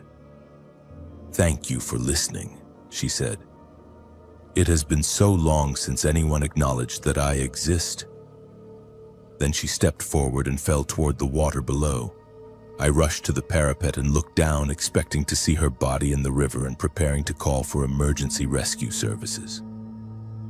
But there was nothing. No splash, no ripples, no sign that anyone had entered the water. Margaret had simply vanished between the bridge and the river surface. I reported the incident to my supervisor, describing it as a possible attempted suicide that I had been unable to prevent. A search of the river and surrounding shoreline found no evidence that anyone had jumped from the bridge, and security cameras reviewing the footage from that night showed me patrolling alone, with no other person visible anywhere on the bridge during the time I claimed to have witnessed Margaret's jump. My supervisor was understanding, but suggested that the stress of working alone at night might be causing hallucinations or waking dreams. He arranged for me to have a few days off and recommended that I see a counselor if the experiences continued. But they did continue. Over the following months, I encountered Margaret on the bridge approximately once every 2 weeks, always late at night and always during the same tragic ritual. She would be waiting for Henry, express her despair at his absence, and ultimately jump to her death in waters that never received her body. Research into the history of the original London Bridge revealed that it had indeed been a popular suicide location during the Victorian era, with dozens of documented cases of people ending their lives by jumping into the Thames. Among the recorded suicides was a woman named Margaret Whitmore, who jumped from the bridge in December of 1888 after being abandoned by her fiancé, Henry Pemberton. According to newspaper accounts from the time, Margaret had sold all her possessions to purchase passage to America, where Henry had promised to meet her and begin their new life together. When he failed to arrive at their appointed meeting place, she spent her last money on lodging near the bridge and waited for 2 weeks before finally giving up hope. The circumstances of her death were particularly tragic because Henry had actually arrived in London looking for her, but had been delayed by a family emergency and arrived at their meeting place one day after Margaret's suicide. He spent the rest of his life consumed by guilt and grief, eventually taking his own life from the same bridge location in 1891. More disturbing was what I learned about other relocated historical structures. Researchers who study paranormal activity in transplanted buildings have documented numerous cases where supernatural phenomena appear to transfer along with the physical materials. Spirits that were anchored to specific locations often remain attached to the stones, wood, or metal that comprised their earthly connection points. The London Bridge was not simply moved from England to Arizona. It was dismantled stone by stone, with each piece carefully numbered and catalogued, before being shipped across the Atlantic Ocean and reconstructed in its new location. If Margaret's spirit had been bound to the bridge itself rather than to its geographic location, the reconstruction process would have brought her to Lake Havasu City along with the Victorian stonework. During my final months working bridge security, I began to notice that Margaret was not alone.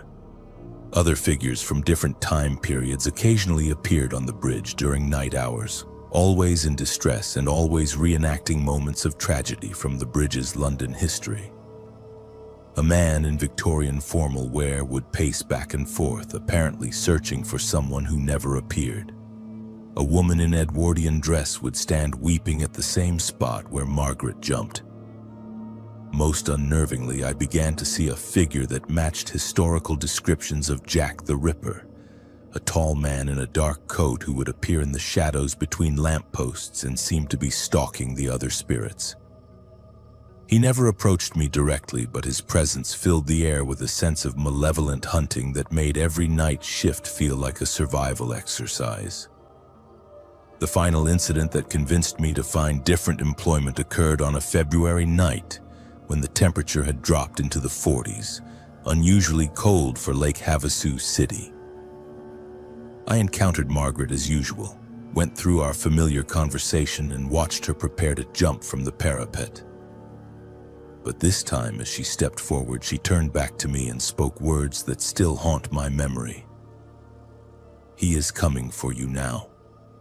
The one who hunts women in London follows us wherever the bridge goes.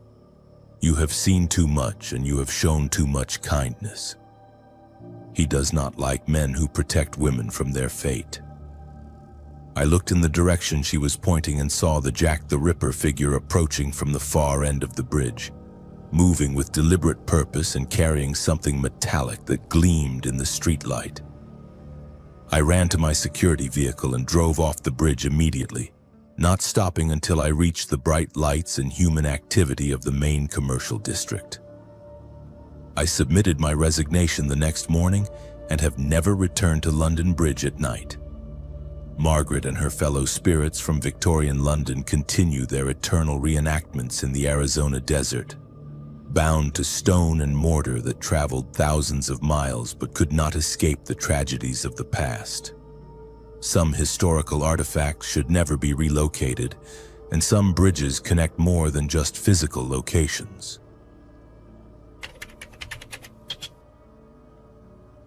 My name is Robert, and I have been a traveling pharmaceutical sales representative for over 12 years.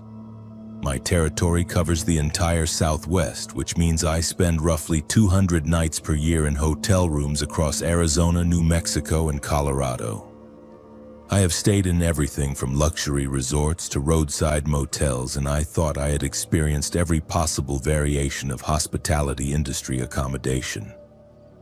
That belief changed during a February business trip to Prescott, Arizona, when I encountered the Hotel Vendome and its most permanent residents. The Hotel Vendome was built in 1917 to serve the growing mining community around Prescott. Its 31 rooms and 16 bathrooms were considered luxurious for their time, and the establishment quickly became a respected fixture in the historic downtown district. The hotel sits at 230 South Cortez Street, just blocks from the famous Whiskey Row and within walking distance of the Yavapai County Courthouse. I had never stayed at the Vendome before, but my usual hotel was fully booked due to a winter festival, and the Vendome was the only accommodation available on short notice. The reservation system showed room 16 as the last available option, which seemed fortunate given my late booking. The rate was reasonable, and the online reviews were generally positive, though several mentioned unexplained occurrences and strange atmospheres. I arrived at the hotel around 8 p.m. on a Thursday evening in mid-February. The temperature had dropped into the 30s, and a light snow was beginning to fall, which was unusual for Prescott, but not unheard of during winter months. The hotel lobby was warm and inviting, decorated in period-appropriate furnishings that reflected the building's early 20th century origins. The desk clerk, a woman in her 50s with graying hair and kind eyes, checked me in with professional efficiency. When she handed me the key to room 16, however, her demeanor changed subtly. "Sir," she said quietly, "I need to mention that room 16 has a bit of history. Some guests have reported unusual experiences. If you would prefer a different room, we can arrange alternative accommodation at our sister property across town." I was exhausted from a long day of client meetings and had no interest in driving to another hotel through increasingly snowy conditions. I assured her that I was not concerned about ghost stories and that room 16 would be perfectly adequate for my needs. She nodded reluctantly and provided directions to the room, along with her personal cell phone number in case I needed anything during the night. Room 16 was located on the second floor, accessible via a narrow staircase with creaking wooden steps. The hallway was dimly lit by vintage fixtures that cast uneven shadows on the walls. The hotel maintained its historical character admirably, but the atmosphere felt heavy in a way that had nothing to do with the building's age or architectural style. The room itself was larger than I had expected, furnished with antique pieces that appeared to be original to the hotel's opening period. A four-poster bed dominated the space, draped with heavy curtains that could be drawn for privacy. Two matching armchairs were positioned near a small fireplace, and a writing desk sat beneath the single window that faced the courtyard. What immediately struck me about the room was its temperature. Despite the heating system running audibly, the air felt significantly cooler than the hallway or lobby. I checked the thermostat and found it set to 72 degrees, but the actual temperature felt closer to 60. I adjusted the setting and assumed the older building simply had inefficient heating in certain rooms. As I unpacked my overnight bag, I became aware of a subtle floral scent that seemed to emanate from no identifiable source. It was pleasant but strong enough to be noticeable, like fresh lilacs or jasmine. I checked for air fresheners, potpourri, or flower arrangements, but found nothing that could account for the smell. The scent was strongest near the armchairs and seemed to fade as I moved toward other parts of the room. I had planned to work on sales reports for several hours before sleeping, so I set up my laptop on the writing desk and began reviewing client accounts and preparing for the next day's meetings. The work was routine, requiring concentration but not creative thinking, which made what happened next even more disturbing. Around 10:30 p.m., I became aware that I was no longer alone in the room. The sensation was immediate and unmistakable, like the feeling of being watched by someone standing just outside my peripheral vision. I looked up from my computer screen and scanned the room carefully, but saw nothing unusual. The feeling persisted, however, growing stronger rather than fading as psychological impressions usually do. I returned to my work, attributing the sensation to fatigue and the strange atmosphere of the old hotel. But within minutes, I heard what sounded like soft footsteps moving across the carpet near the bed. The sound was distinct and rhythmic, like someone pacing back and forth in a small area. When I turned to look, the room appeared empty, but the footsteps continued for several more seconds before stopping abruptly. The temperature in the room dropped noticeably during the footstep episode. My breath became visible, and I could feel cold air moving around me like a gentle breeze. The floral scent intensified to the point where it was almost overwhelming, filling my nostrils with the heavy sweetness of funeral flowers. I decided to take a break from work and called the front desk to report the heating problem. The desk clerk I had met earlier answered immediately, as if she had been expecting my call. "Mr. Thompson," she said before I could identify myself, "are you experiencing difficulties in room 16? I described the temperature issue and asked if maintenance could check the heating system. She listened patiently before explaining that the hotel had recently upgraded all their HVAC equipment, and room 16's system was functioning normally according to their monitoring systems. She offered to send someone to check the room personally, but something in her tone suggested this would be a futile exercise. "Sir," she continued carefully, "room 16 has a particular history that affects some guests more than others. The room was home to a woman named Abby and her husband in the early 1920s. When they lost ownership of the hotel due to financial difficulties, the new owners allowed them to remain in that room. One night, Mr. Beer left to obtain medication for Abby, who was suffering from tuberculosis, and he never returned. Abby refused to eat after his abandonment and eventually passed away in that room along with her cat. She paused before continuing. Many guests report sensing a presence in room 16. The experiences are always non-threatening, but they can be unsettling for those who are not prepared. Abby seems particularly active during winter months and late evening hours. I thanked her for the information and assured her that I was comfortable remaining in the room. As a rational person with a background in science, I was skeptical of supernatural explanations for what was most likely a combination of old building acoustics, heating irregularities, and psychological suggestion.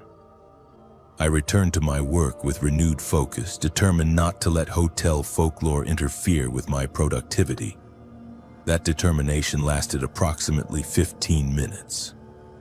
At 11:45 p.m., as I was finishing a particularly complex sales projection, I felt something brush against my ankle. The touch was light but unmistakably physical, like a cat rubbing against my leg in the affectionate way that cats seek attention from humans. I looked down and saw nothing, but the sensation continued for several seconds, complete with the subtle pressure and warmth that would accompany contact with a living animal. The touch moved around my leg in the characteristic figure-8 pattern that cats use to mark their territory and show affection.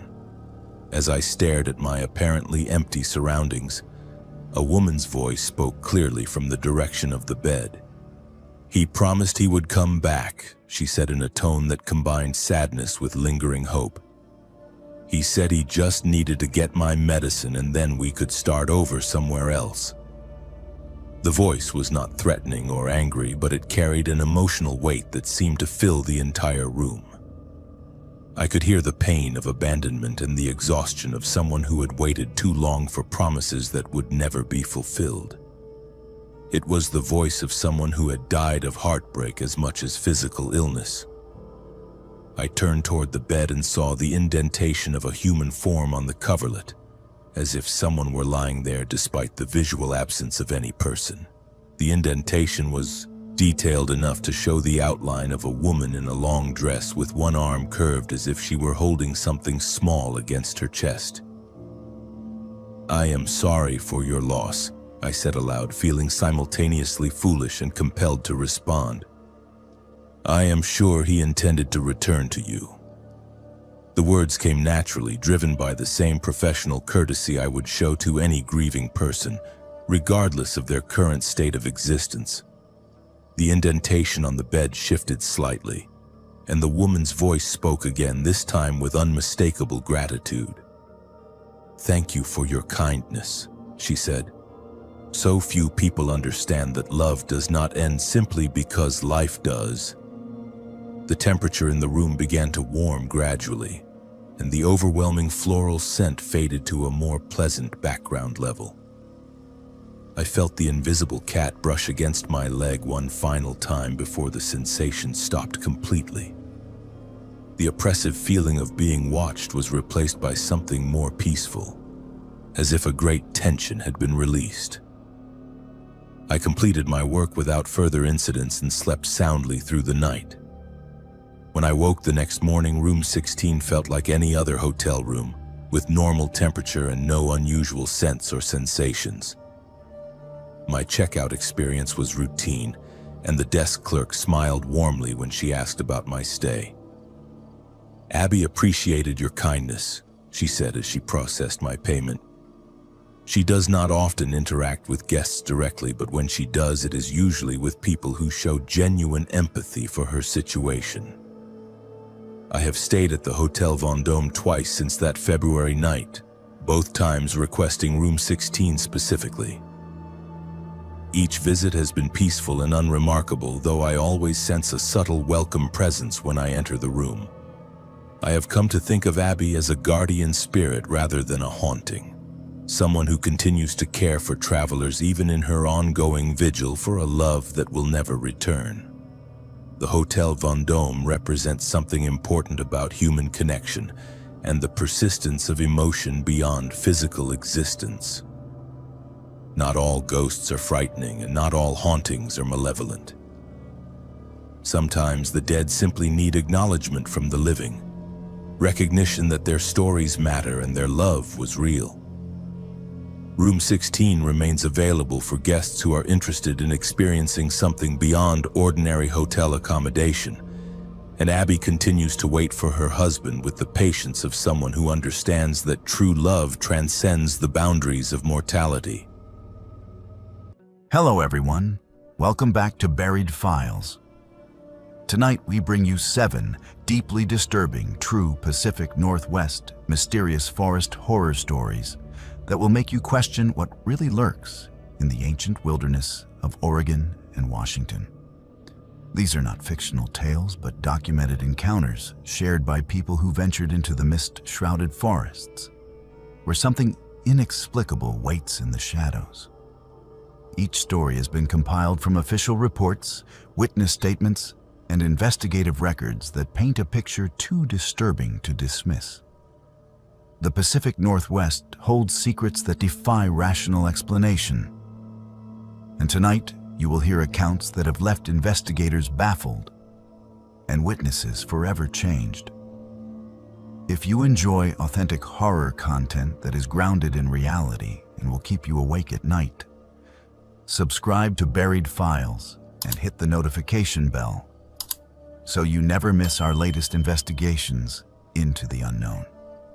After you listen to these chilling accounts, we want to hear from you in the comments below about your own encounters with the unexplained.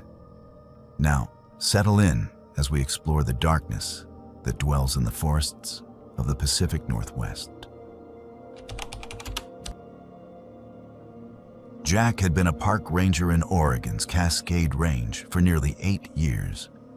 And in that time, he had learned to read the forest like most people read a newspaper. Every broken branch, every displaced rock, every unusual pattern in the undergrowth told him something about what had happened in his territory. On the morning of October 3rd, those signs were telling him something was very wrong. The autumn air was crisp and sharp with the scent of pine as he began his routine patrol along the southeastern quadrant of his jurisdiction.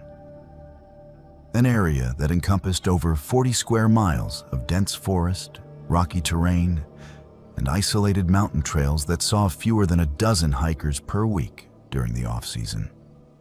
This was the kind of wilderness where people came to disappear from the world for a while, to find peace and solitude, and where most visitors left nothing behind but footprints and took nothing but photographs. But as Jack rounded a bend in the trail near Clearwater Creek, he spotted something that made him stop in his tracks. An abandoned campsite sat in a small clearing about 30 yards from the main trail, and everything about it was wrong. The tent was still standing, fully erected and properly staked, with the rain fly secured against the morning dew. A portable camping stove sat on a flat rock with a pot of what looked like oatmeal still sitting on the burner. And when Jack approached cautiously and touched the side of the pot, he found it was barely warm, suggesting it had been cooked within the past hour or two. 2 camping chairs were arranged around a circle of stones that contained the remains of a campfire, and a pair of expensive hiking boots sat neatly outside the tent entrance. Jack called out, his voice echoing through the trees, but received no response except the distant cry of a hawk and the rustling of wind through the evergreens. He checked the tent interior and found 2 sleeping bags, personal belongings carefully organized in backpacks, wallets containing identification and cash, and cell phones sitting on top of folded clothes. Everything valuable was still there, which immediately ruled out theft as a motive for whatever had happened. The identification cards told him the camp belonged to Madison Morgan and Luke Bell, both from Seattle, both in their mid-20s, both reported as experienced hikers according to the permits they had filed with the ranger station 3 days earlier. Jack pulled out his radio and reported the abandoned camp to headquarters. then began a careful examination of the surrounding area. That was when he found the first sign of real trouble. About 15 feet from the camp, heading deeper into the forest and away from any established trail, he discovered a scattered trail of personal items. A fleece jacket lay crumpled against a fallen log. 50 feet beyond that, he found a baseball cap tangled in low brush. Then a water bottle, dropped and left where it fell. The cap still on, water still inside. These were not items someone had accidentally lost while hiking.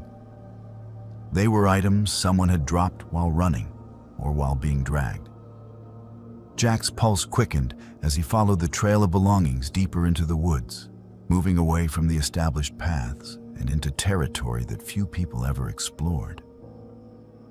The forest here was older, darker, with trees so densely packed that the morning sun barely penetrated the canopy above.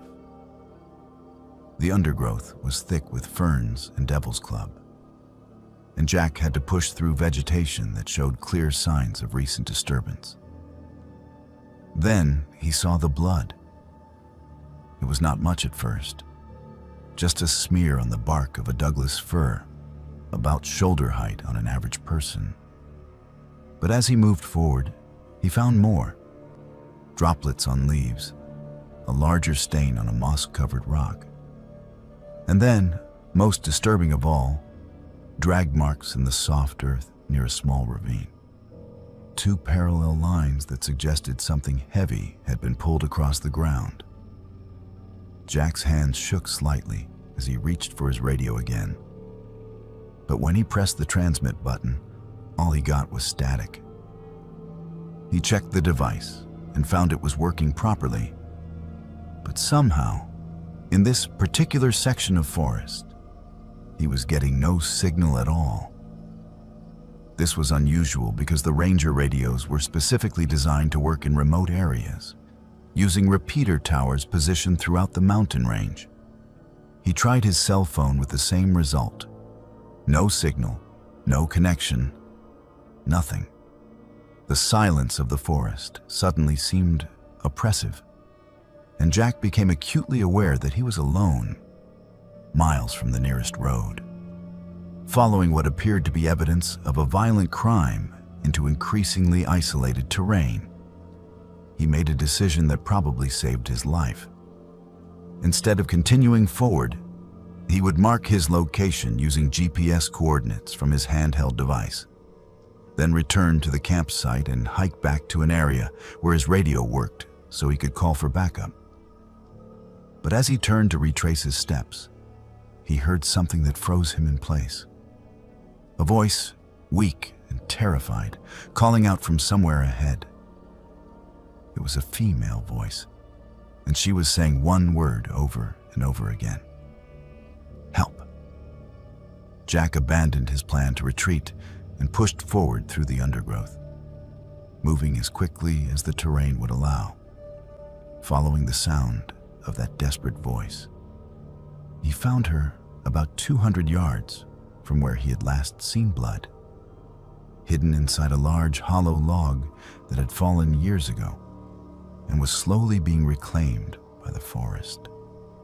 Madison was curled into a ball, her clothes torn and muddy, her face streaked with tears and scratches from running through brush.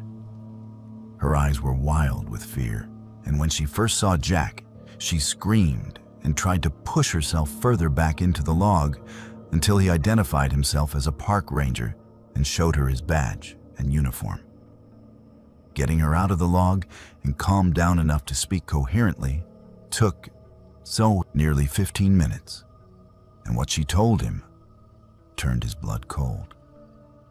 She and Luke had been sleeping in their tent when something woke them just before dawn.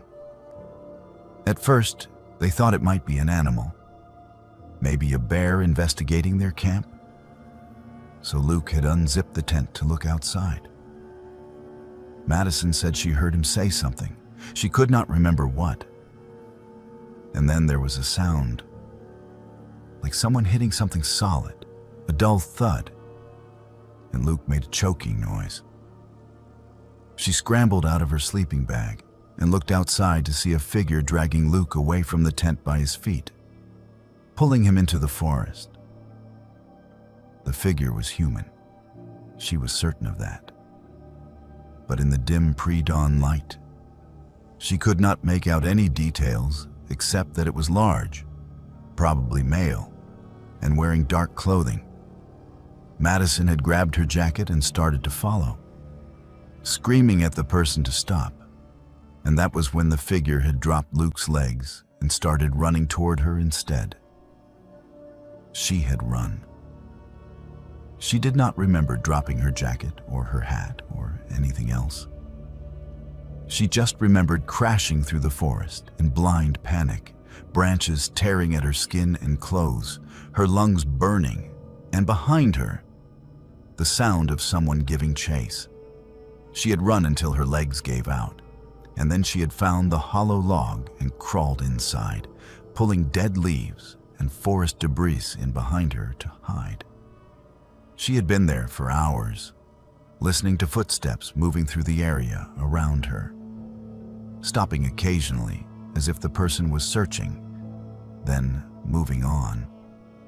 She had stayed silent even when she heard Jack calling out earlier because she was too terrified to determine if the voice was friendly or a trick. Jack asked her if she had any idea where Luke might be now, and Madison shook her head, fresh tears streaming down her face. She said she thought he was dead because the sound he had made when he was hit was awful, and she had seen blood on his head when the figure was dragging him. Jack knew he had to get Madison to safety and bring in law enforcement immediately. But he also knew that if Luke was injured somewhere in this forest, every minute counted. He made the difficult decision to get Madison moving toward an area where his radio would work. And as they walked, he kept his eyes scanning the forest around them, looking for any sign of movement, any indication they were being watched. The walk back to the abandoned campsite took 45 minutes because Madison was exhausted and injured, her ankles swollen from twisting it during her panicked flight through the forest. When they finally reached the camp, Jack tried his radio again and found it was working. He immediately called for emergency backup, requesting both law enforcement and search and rescue teams. And he reported a possible homicide in progress. The response was swift. Within an hour, the forest was swarming with sheriff's deputies, search and rescue volunteers, and additional park rangers with tracking dogs. Jack led a team of 3 deputies back to the area where he had found Madison. And from there, they followed the drag marks he had discovered earlier. The trail led to a steep ravine where a small creek ran through moss-covered rocks. And there, partially concealed beneath a pile of dead branches and forest debris, they found Luke. He was dead. The cause of death appeared to be blunt force trauma to the head. And based on the condition of the body and the surrounding evidence, he had been killed quickly and then hidden. But what made the discovery even more disturbing was what the deputies found approximately 50 yards downstream. Another pile of branches, deliberately arranged to conceal something, and beneath it, another body. This one was older, probably dead for several weeks, based on the state of decomposition. And it was identified through personal effects as belonging to a hiker who had been reported missing 6 weeks earlier. His name was Anthony Bailey, and he had been hiking alone when he disappeared without a trace. The investigation expanded rapidly. Cadaver dogs were brought in, and over the next 3 days, they made discoveries that turned the case into one of the most significant criminal investigations in Oregon's history. In total, they found 14 bodies buried or concealed in various locations within a 3-mile radius of where Luke had been killed. Some were recent, some were years old, representing missing persons cases that had gone cold long ago. forensic evidence suggested all the victims had died from blunt force trauma or strangulation, and several showed signs of having been bound with rope before death.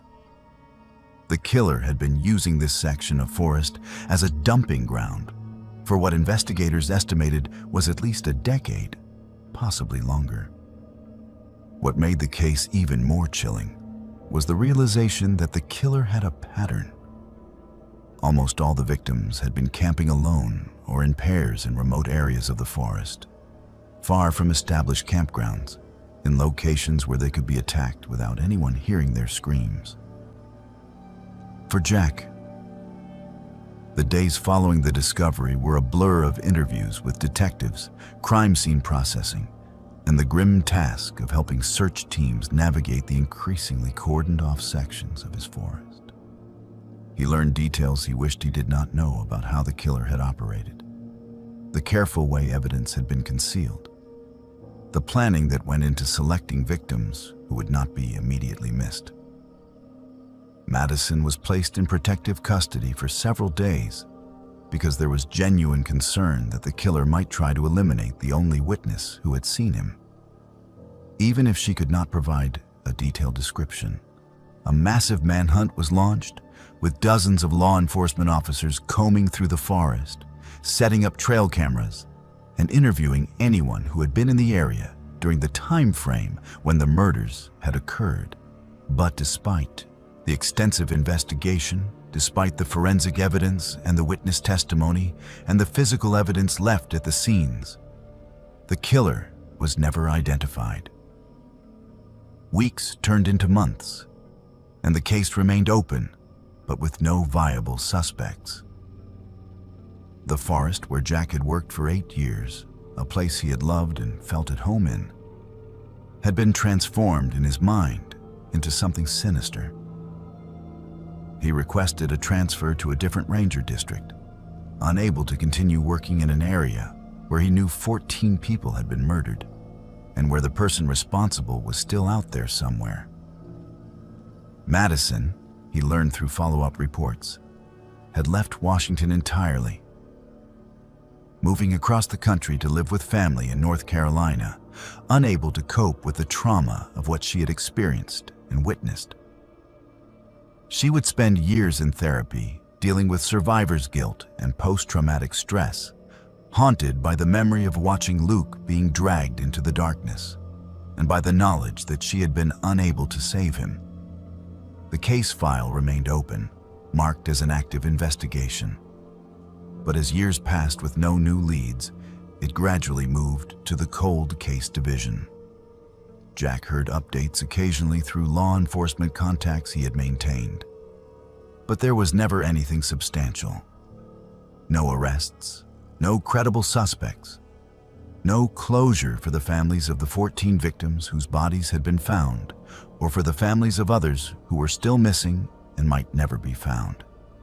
Jack transferred to a ranger station in a different state, tried to rebuild his career and his peace of mind. But he never quite succeeded in leaving that October morning behind. He still had nightmares sometimes about walking through that dark section of forest, about finding the drag marks and the blood, about the sound of Madison's terrified voice calling for help from inside that hollow log. And he thought often about the killer, still out there somewhere, potentially still active, still hunting in forests where rangers like him worked alone and hikers ventured into the wilderness believing they were safe. The Pacific Northwest is vast, with millions of acres of forest where a person could disappear and never be found. And somewhere in that wilderness, a killer had learned how to exploit that isolation to deadly effect, leaving behind a mystery that remains unsolved to this day. Layla had been working as a wildlife biologist for the Washington State Department of Fish and Wildlife for just over 3 years when she was assigned to a nocturnal animal study in the Gifford-Pinchot National Forest.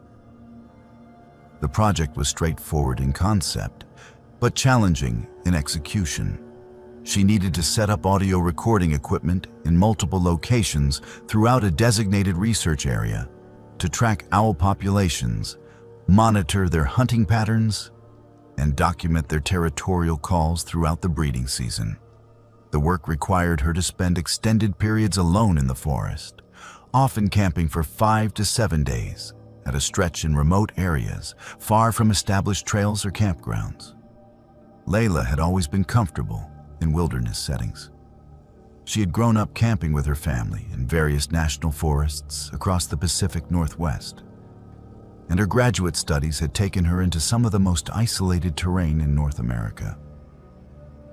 The solitude did not bother her, and she had developed the kind of practical wilderness skills that made solo fieldwork manageable rather than dangerous. Her assigned research area was located in the southern section of Gifford Pinchot, a region known for its old-growth forest, steep ravines, and limited human access. During her initial site survey and equipment setup, she had spoken briefly with a ranger who mentioned, almost casually, that the local indigenous tribes considered certain sections of this forest to be spiritually significant and traditionally avoided specific areas entirely. The ranger had laughed a bit awkwardly when sharing this information, as if unsure whether it was appropriate to mention such things in a professional context. And Layla had filed the information away as interesting cultural background, but nothing that directly affected her research protocols. She should have paid more attention. On her third night in the field, working from a base camp she had established near a small creek, Layla reviewed the audio recordings her equipment had captured over the previous 48 hours.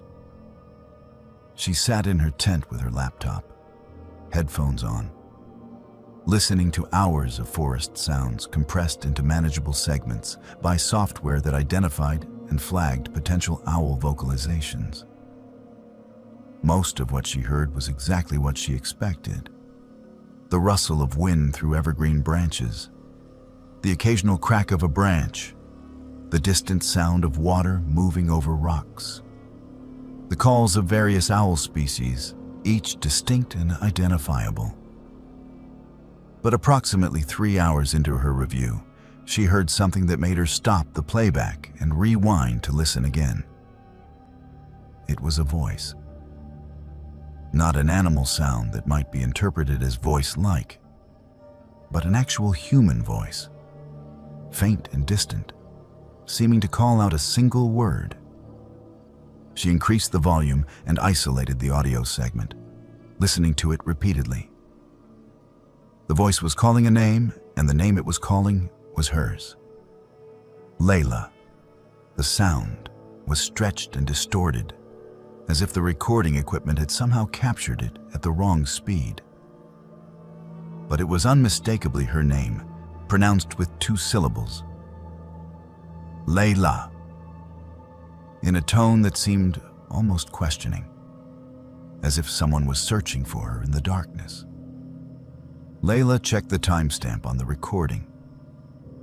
The audio had been captured at 2:47 in the morning, during a period when she had been asleep in her tent, miles away from the nearest established trail, in an area where no other researchers or hikers were scheduled to be working.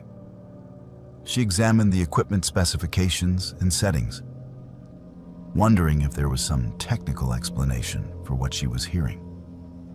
Perhaps radio interference from a distant source, or some kind of audio artifact created by the recording process itself. But the equipment was designed specifically for field research, with filters to eliminate electronic interference, and the voice did not sound like radio transmission. It sounded like someone standing in the forest, calling out into the night. She told herself it was probably nothing. Sound traveled in strange ways through dense forest, especially at night, when temperature inversions and humidity could carry noises for miles. Maybe there had been another camper or hiker in the area, farther away than she realized, and they had been calling to someone else who just happened to share her name. The next night, she checked her recordings again, and once more, she heard her name. This time, there were multiple instances, captured at different times throughout the night by different recording devices positioned at various locations around her research area. Each voice sounded slightly different, as if multiple people were calling to her from different directions.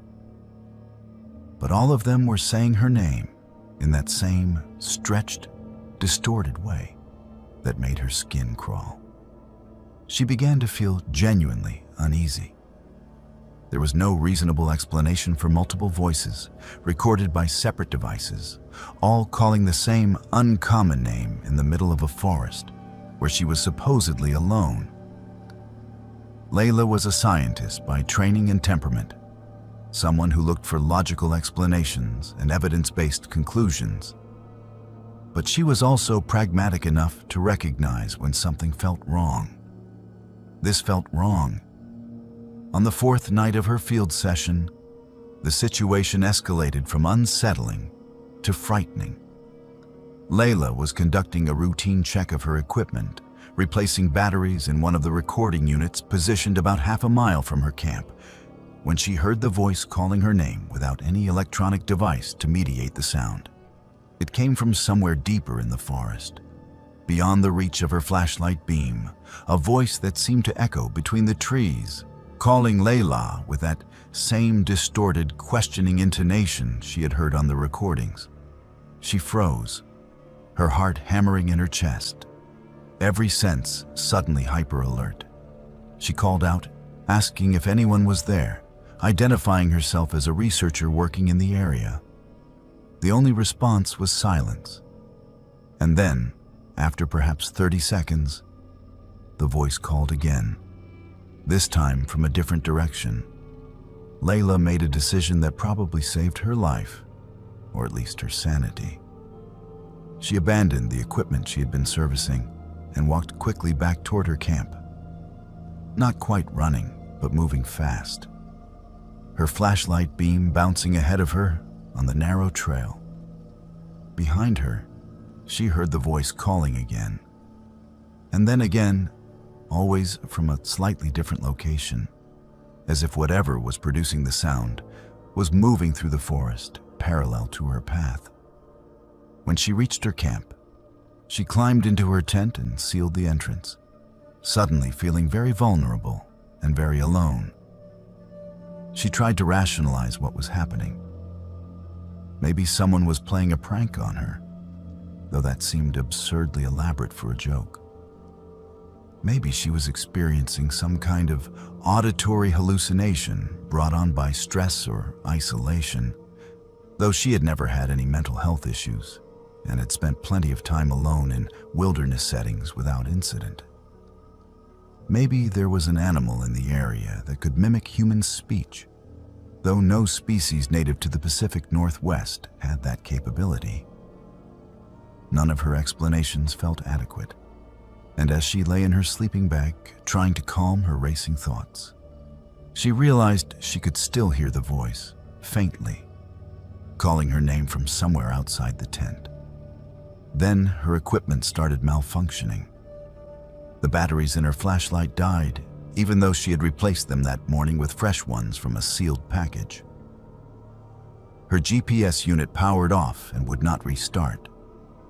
Her satellite phone showed a full battery but could not establish a connection when she tried to call her supervisor.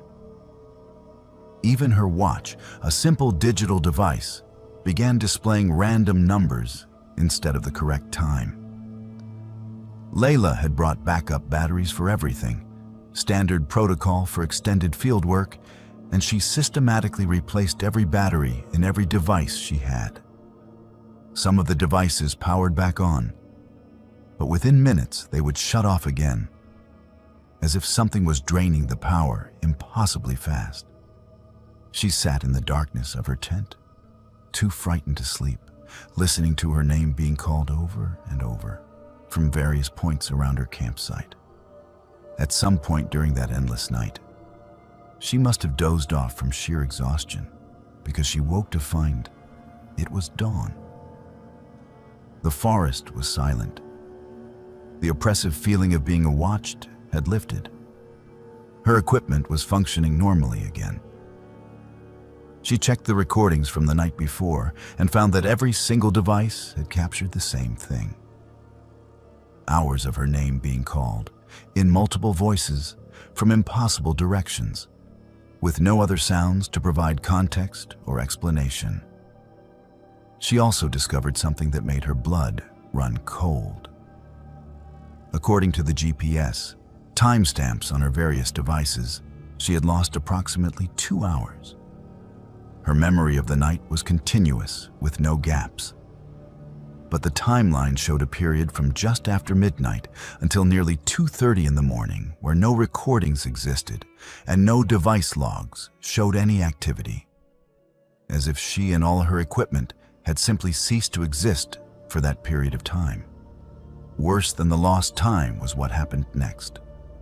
When she went to check on the recording device she had been servicing when she first heard the voices, the device she had abandoned in her panic to return to camp, she found that it was not where she had left it.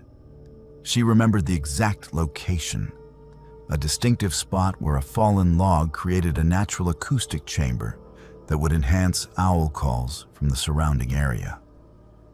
She returned to that location and found nothing.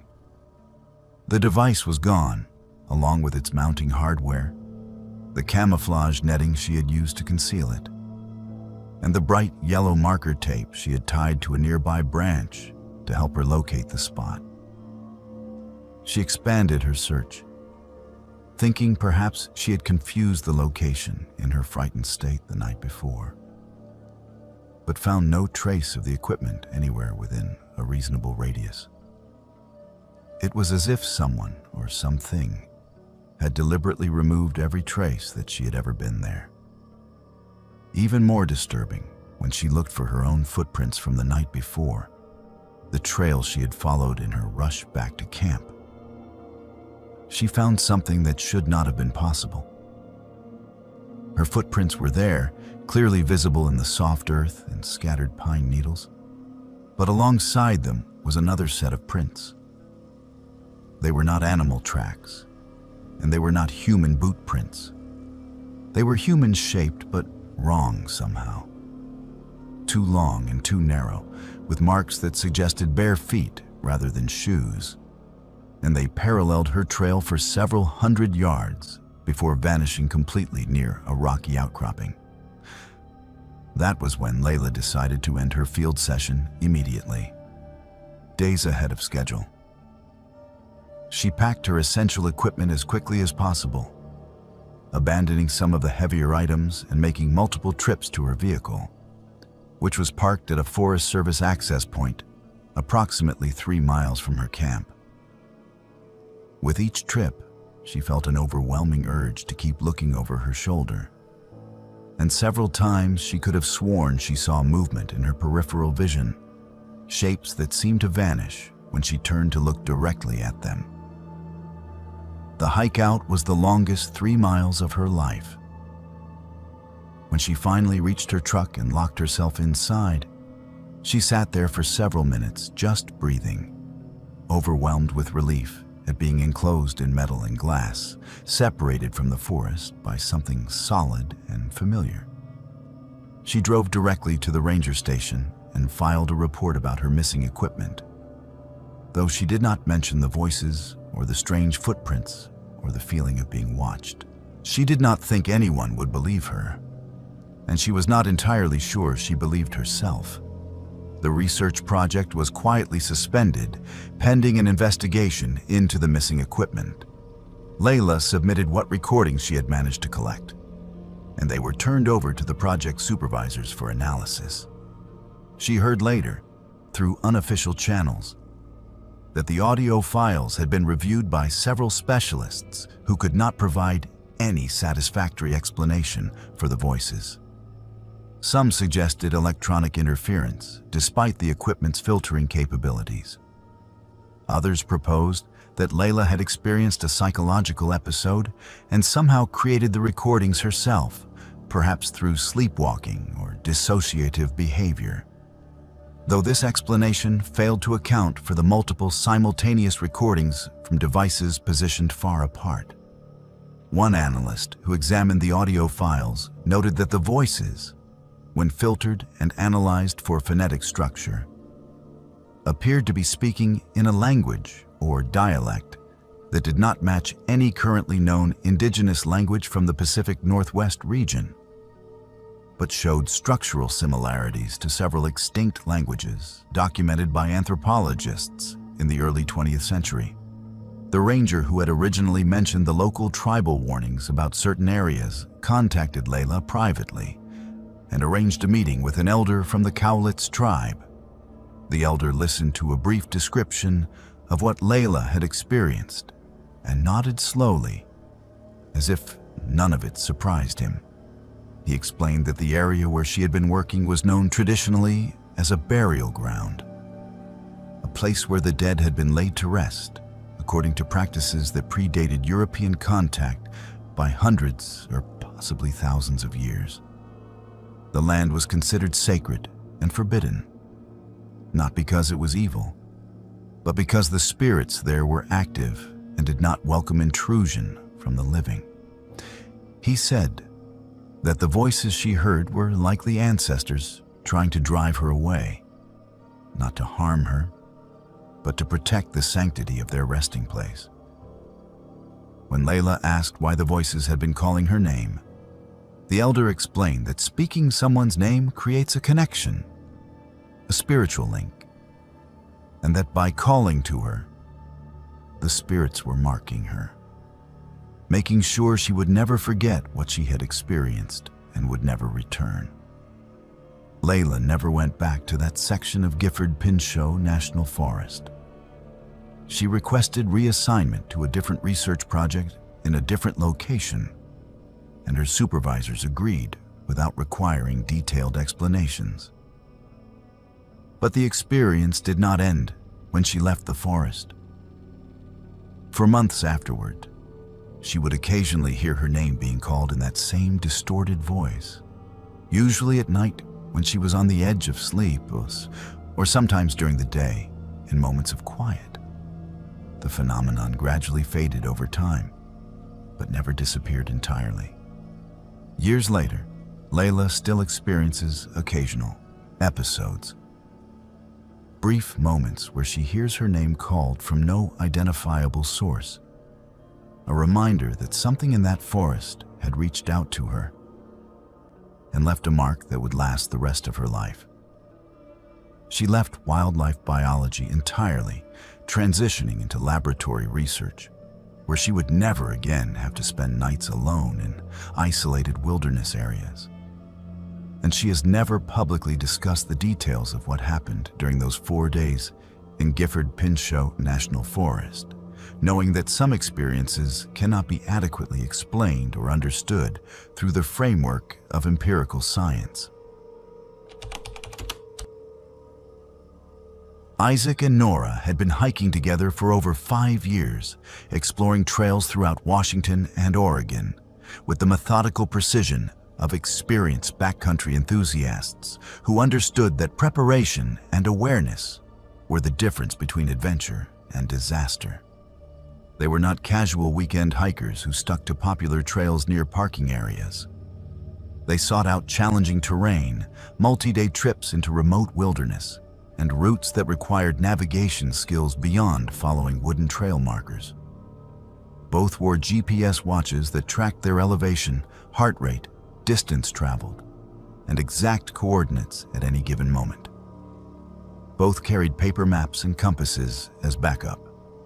Both had completed wilderness first aid training and carried emergency supplies that could sustain them for several days if something went wrong. On September 15th, they planned what should have been a straightforward day hike in the North Cascades, a trail they had completed successfully 3 times before over the past 2 years.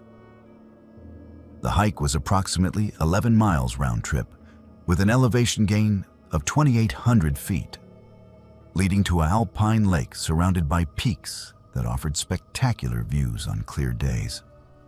They started at 7:30 in the morning, signed in at the trailhead register, and began the familiar ascent through dense forest that would eventually give way to subalpine meadows and rocky terrain near the lake. The first 2 hours of the hike were exactly as they remembered from previous trips. They passed landmarks they recognized: the massive cedar tree split by lightning, the creek crossing where they always stopped to filter water, the rocky outcropping where they had once seen a black bear foraging for berries. Everything was normal and familiar until approximately mile marker 4, where the forest suddenly changed in a way that made no sense given the terrain and elevation. The trees became noticeably quieter. That was the first thing Nora mentioned to Isaac: the absence of sound. No birds calling, no insects buzzing, no wind rustling through branches. Just an oppressive silence that seemed to absorb their footsteps and voices. Isaac checked his GPS watch and frowned. According to the device, they were no longer on the trail they had been following. The coordinates showed them as being nearly 3 miles west of where they should have been, in an area that their map indicated was dense, unmarked forest with no established trails. But they were still standing on a clear trail, following markers that looked identical to the ones they had been seeing all morning. They stopped and compared their watches. Both devices showed the same impossible location. Both showed the correct date, but displayed a time that was wrong. According to their watches, it was now 11:45 in the morning. But that could not be correct, because they had checked the time less than 20 minutes earlier at the creek crossing, and it had been 9:30. Even accounting for the difficulty of the terrain, there was no way they had hiked for over 2 hours in what felt like 20 minutes. Isaac suggested that perhaps their watches had malfunctioned simultaneously, some kind of software glitch or magnetic interference from the geology of the area. They tried to rationalize the situation, but both of them felt an increasing sense of unease that went beyond mere confusion about their location. They decided to turn back, to retrace their steps to the last point where they knew their location had been accurate. But when they turned around, the trail behind them looked different. The landmarks they had passed were gone. The split cedar tree was nowhere in sight. The creek where they had filtered water was not where it should have been. The trail itself seemed to wind through terrain they did not recognize, even though they had been walking through this exact area moments before. Nora pulled out the paper map and compass, attempting to orient themselves without relying on the GPS devices that were clearly providing inaccurate information. But the compass behaved strangely, the needle spinning slowly without settling on a consistent direction, as if magnetic north had become unstable or irrelevant. They started walking in what they believed was the direction back to the trailhead, using the angle of the sun and their general sense of the terrain to guide them. Neither of them wanted to acknowledge how frightened they were becoming. They were experienced hikers who had dealt with getting temporarily lost before, who had navigated in poor visibility and challenging conditions. But this was different. This felt fundamentally wrong in a way that neither could fully articulate. After what felt like an hour of walking, though their watches now showed only 15 minutes had passed, they emerged from the forest into an area they did not recognize at all. They were standing at the edge of a large clearing that should not have existed anywhere near their planned route. The clearing was roughly circular, perhaps 200 feet in diameter, and the ground was bare earth with no vegetation except for strange patterns of dead grass that formed lines and shapes that looked almost deliberate.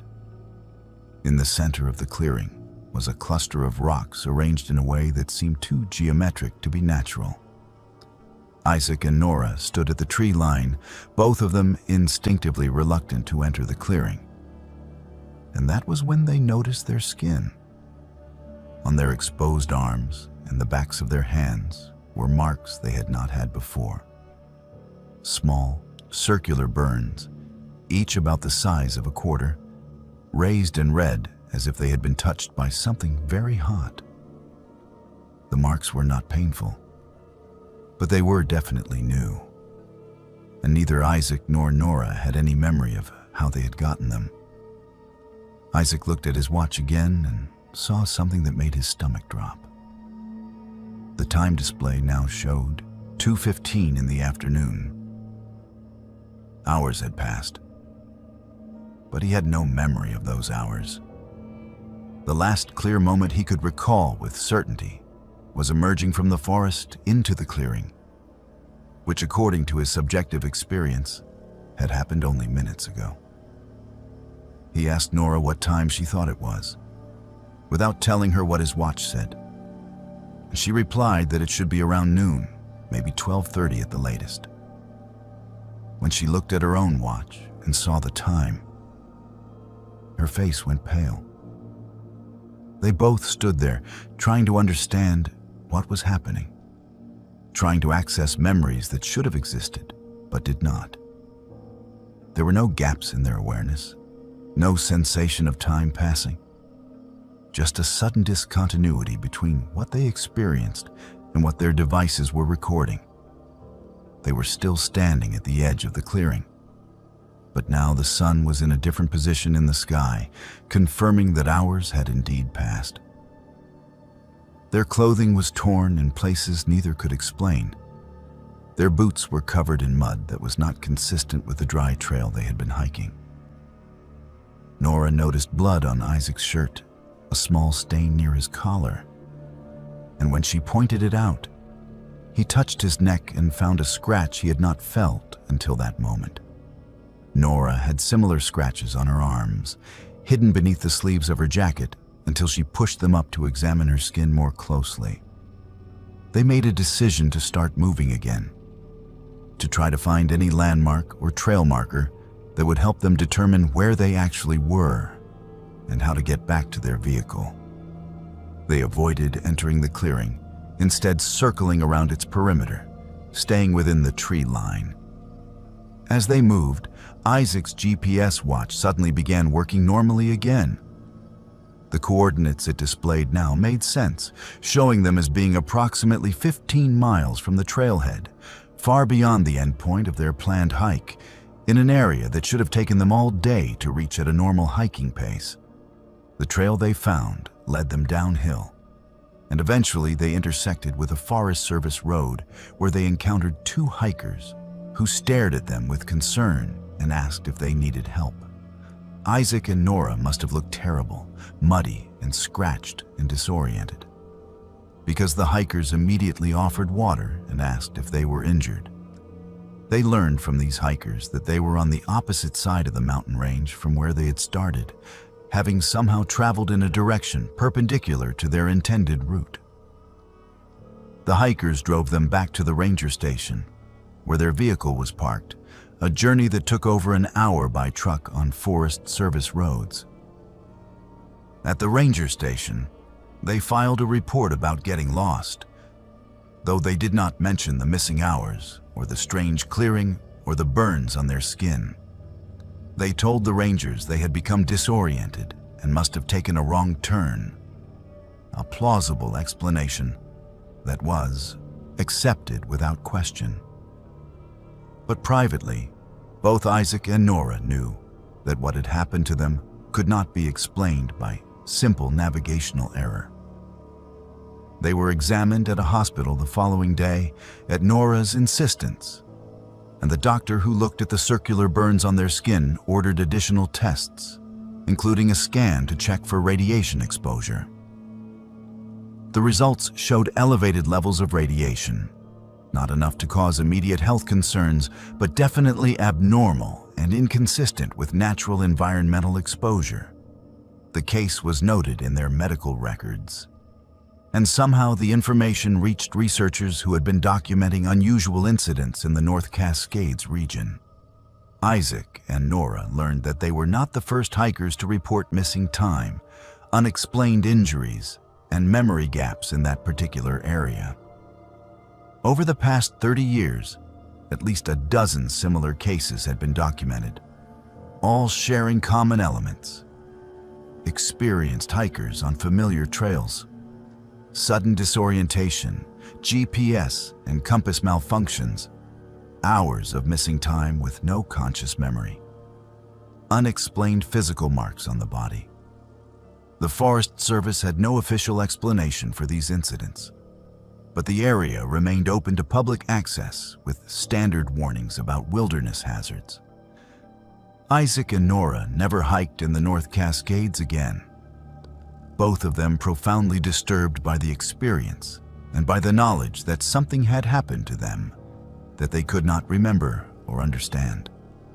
The burns on their skin faded slowly over several months, leaving faint scars that they carry to this day, permanent reminders of the hours that vanished and the questions that will never be answered. Dylan had taken the fire lookout position for practical reasons rather than romantic ones. The job paid reasonably well for 6 weeks of work, provided free housing in the form of a small cabin mounted on a tower platform, and required minimal qualifications beyond the ability to tolerate extended solitude and maintain vigilance for signs of wildfire. He was 24 years old, recently graduated with a degree in environmental science, and struggling to find permanent employment in his field. The lookout position in Washington's Mount Baker Snoqualmie National Forest seemed like an ideal way to earn money, while gaining experience in wilderness management and building his resume with tangible forestry work. The training had been straightforward. He learned to use the Firefinder, a circular map with crosshairs that allowed him to pinpoint the exact location of smoke sightings. He learned the radio protocols for reporting potential fires to the district office. He learned basic weather observation and how to maintain the solar panels and batteries that powered his communications equipment, and the small refrigerator that kept his food from spoiling. The ranger who conducted his training had been matter-of-fact about the challenges of the position. The isolation could be psychologically difficult for some people. The weather could turn hostile with little warning, bringing storms that would rock the entire tower structure and test his nerve. The days could be monotonously identical, with nothing happening for weeks at a time, which created its own kind of mental strain. But the ranger had not mentioned anything unusual about this particular tower, and Dylan had no reason to expect anything beyond the normal challenges of lookout work. His first week passed exactly as expected. He established a routine that broke up the long days into manageable segments. Morning weather observation and radio check-in at 6. Breakfast and equipment maintenance until 8. First scan of the forest with binoculars, reading or writing in his journal until the next scheduled scan. Lunch at noon. Afternoon scans every 2 hours. Dinner at 6. Evening scan at sunset. Then the long night hours with nothing to do except read by lantern light or listen to downloaded podcasts until sleep became possible. The tower stood in a clearing that had been deliberately maintained to prevent trees from obstructing the 360-degree view necessary for fire detection. The clearing was roughly circular, perhaps 100 yards in diameter, surrounded by dense forest that pressed close on all sides. During the day, Dylan found the isolation peaceful rather than oppressive. He could see for miles in every direction when weather permitted, watching the play of light and shadow across distant ridges, tracking weather systems as they moved through the valleys, observing wildlife that occasionally ventured into the clearing. But at night, the clearing became something different. The darkness beyond the reach of his tower lights was absolute, and the forest sounds that had seemed pleasant during daylight hours took on an edge that made him uneasy in ways he could not fully justify. It was on the 8th night of his rotation that he first noticed the figure. He had finished his sunset scan and was preparing for bed when he happened to glance out the north-facing window. Standing at the very edge of the clearing, precisely where the maintained grass met the tree line, was a human shape. The figure was too far away and the light too dim to make out any details. But it was definitely person-shaped, standing completely motionless, apparently looking directly at the tower. Dylan felt a jolt of surprise, followed by curiosity. It was unusual, but not impossible for a hiker to be in this area. The tower was accessible by a trail that connected to the broader trail system, though most hikers avoided the steep climb required to reach the lookout, unless they specifically wanted to visit the tower itself. He grabbed his flashlight and opened the cabin door, stepping onto the small platform that surrounded the structure.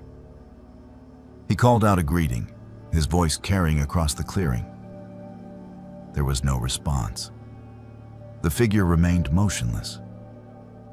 Dylan aimed his flashlight beam toward the location where he had seen the shape, but the light seemed to be absorbed by the darkness without illuminating anything clearly. He could still see the outline of the figure, but the flashlight beam somehow failed to reveal any additional detail.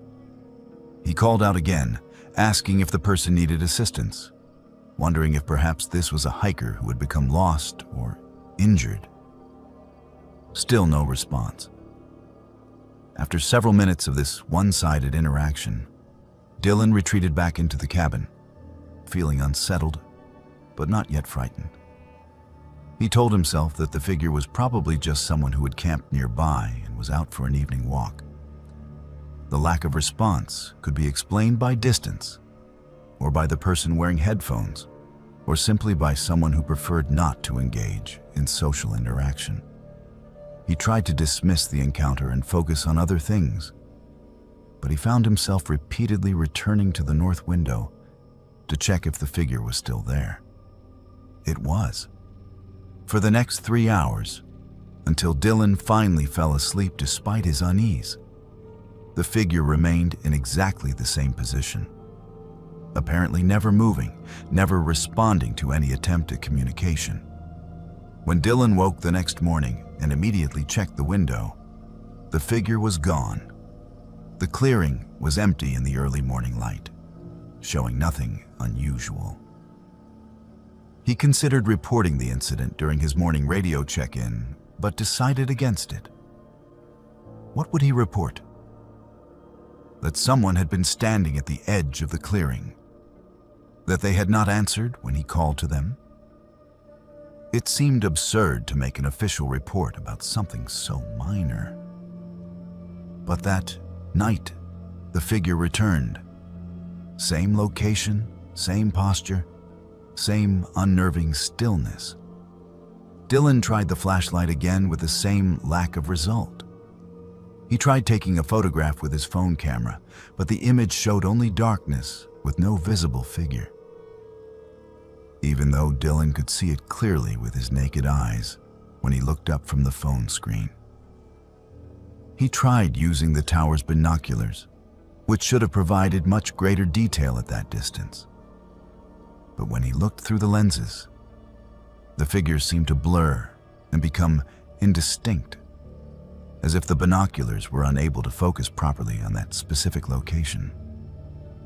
Night after night, the pattern repeated. The figure would appear shortly after sunset, always in the exact same spot, and would remain there for hours. Dylan began timing these appearances and found they followed a precise schedule, arriving at the clearing edge at 8:47 in the evening and remaining visible until 12:15 in the morning, then vanishing sometime between 12:15 and 12:30 when Dylan's attention was elsewhere. He started documenting the phenomenon in his journal, not because he thought anyone would believe him, but because the act of writing helped him process what he was experiencing. On the 15th night, something changed. The figure was closer. Not dramatically so, but definitely closer than it had been on previous nights. Instead of standing at the tree line, it was now positioned approximately 10 yards into the clearing. Dylan felt his heart rate increase as he realized the figure had moved without him witnessing any movement. It had simply appeared closer, as if it had teleported from one location to another during the moments when he was not looking. The next night, it was closer still, then closer again. By the 20th night, the figure was standing roughly halfway between the tree line and the base of the tower, and Dylan was genuinely frightened. He called the Ranger District office during his morning check-in and tried to explain what was happening, carefully framing it as a possible security concern about someone repeatedly approaching the tower at night. The ranger who took his call was sympathetic, but not particularly alarmed. They suggested it might be an animal that Dylan was misidentifying in poor lighting conditions, or perhaps a standing deadwood snag that looked human-shaped, and that he was noticing more because he was focusing on it. Dylan did not argue, but he knew what he was seeing was not an animal or a tree. On the 23rd night, Dylan found footprints. He had descended the tower stairs to check the base of the structure, something he had been avoiding doing after dark. But his need for verification overcame his fear. Using his flashlight, he found clear boot prints in the soft earth around the tower foundation. The prints led from the direction of the tree line directly to the tower, circled the structure twice, then led back toward the Yao forest. But the prints did not reach the tree line. They simply ended in the middle of the clearing, as if the person making them had vanished into thin air or had been picked up and carried away. Dylan climbed back up to the cabin and locked the door, suddenly very aware of how vulnerable he was. The tower was designed to keep him safe from wildlife and weather, not from human intruders. The walls were thin. The door had a basic lock that could be forced easily. The windows did not lock at all, designed to open wide for maximum visibility during fire watch operations. That night, he heard something that made his blood run cold. Footsteps on the tower stairs, the metallic clang of boots on steel steps, ascending slowly, one step at a time. Dylan sat frozen in the center of the cabin, his phone in his hand, unable to decide if he should call for help or if that would make whatever was happening worse. The footsteps continued, methodical and unhurried, climbing the 72 steps from the ground to the cabin platform. When they reached the top, they stopped. Dylan waited, every muscle tense, staring at the door. Minutes passed in silence. Then he heard scratching, a slow, deliberate sound, like fingernails or claws being dragged across the wooden door frame. The scratching continued for what felt like an eternity, but was probably less than 5 minutes. Then it stopped. The footsteps began again, this time descending, and eventually faded into silence. Dylan did not sleep that night. When dawn finally came, he immediately radioed the district office and requested emergency extraction, breaking protocol by describing the incident in detail and stating that he would not spend another night in the tower under any circumstances.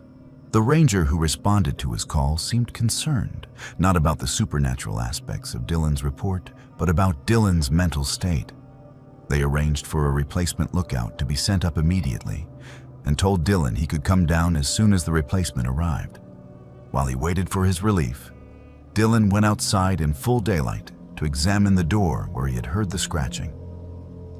The wood showed fresh gouges, deep parallel marks that could not have been caused by any animal native to the area.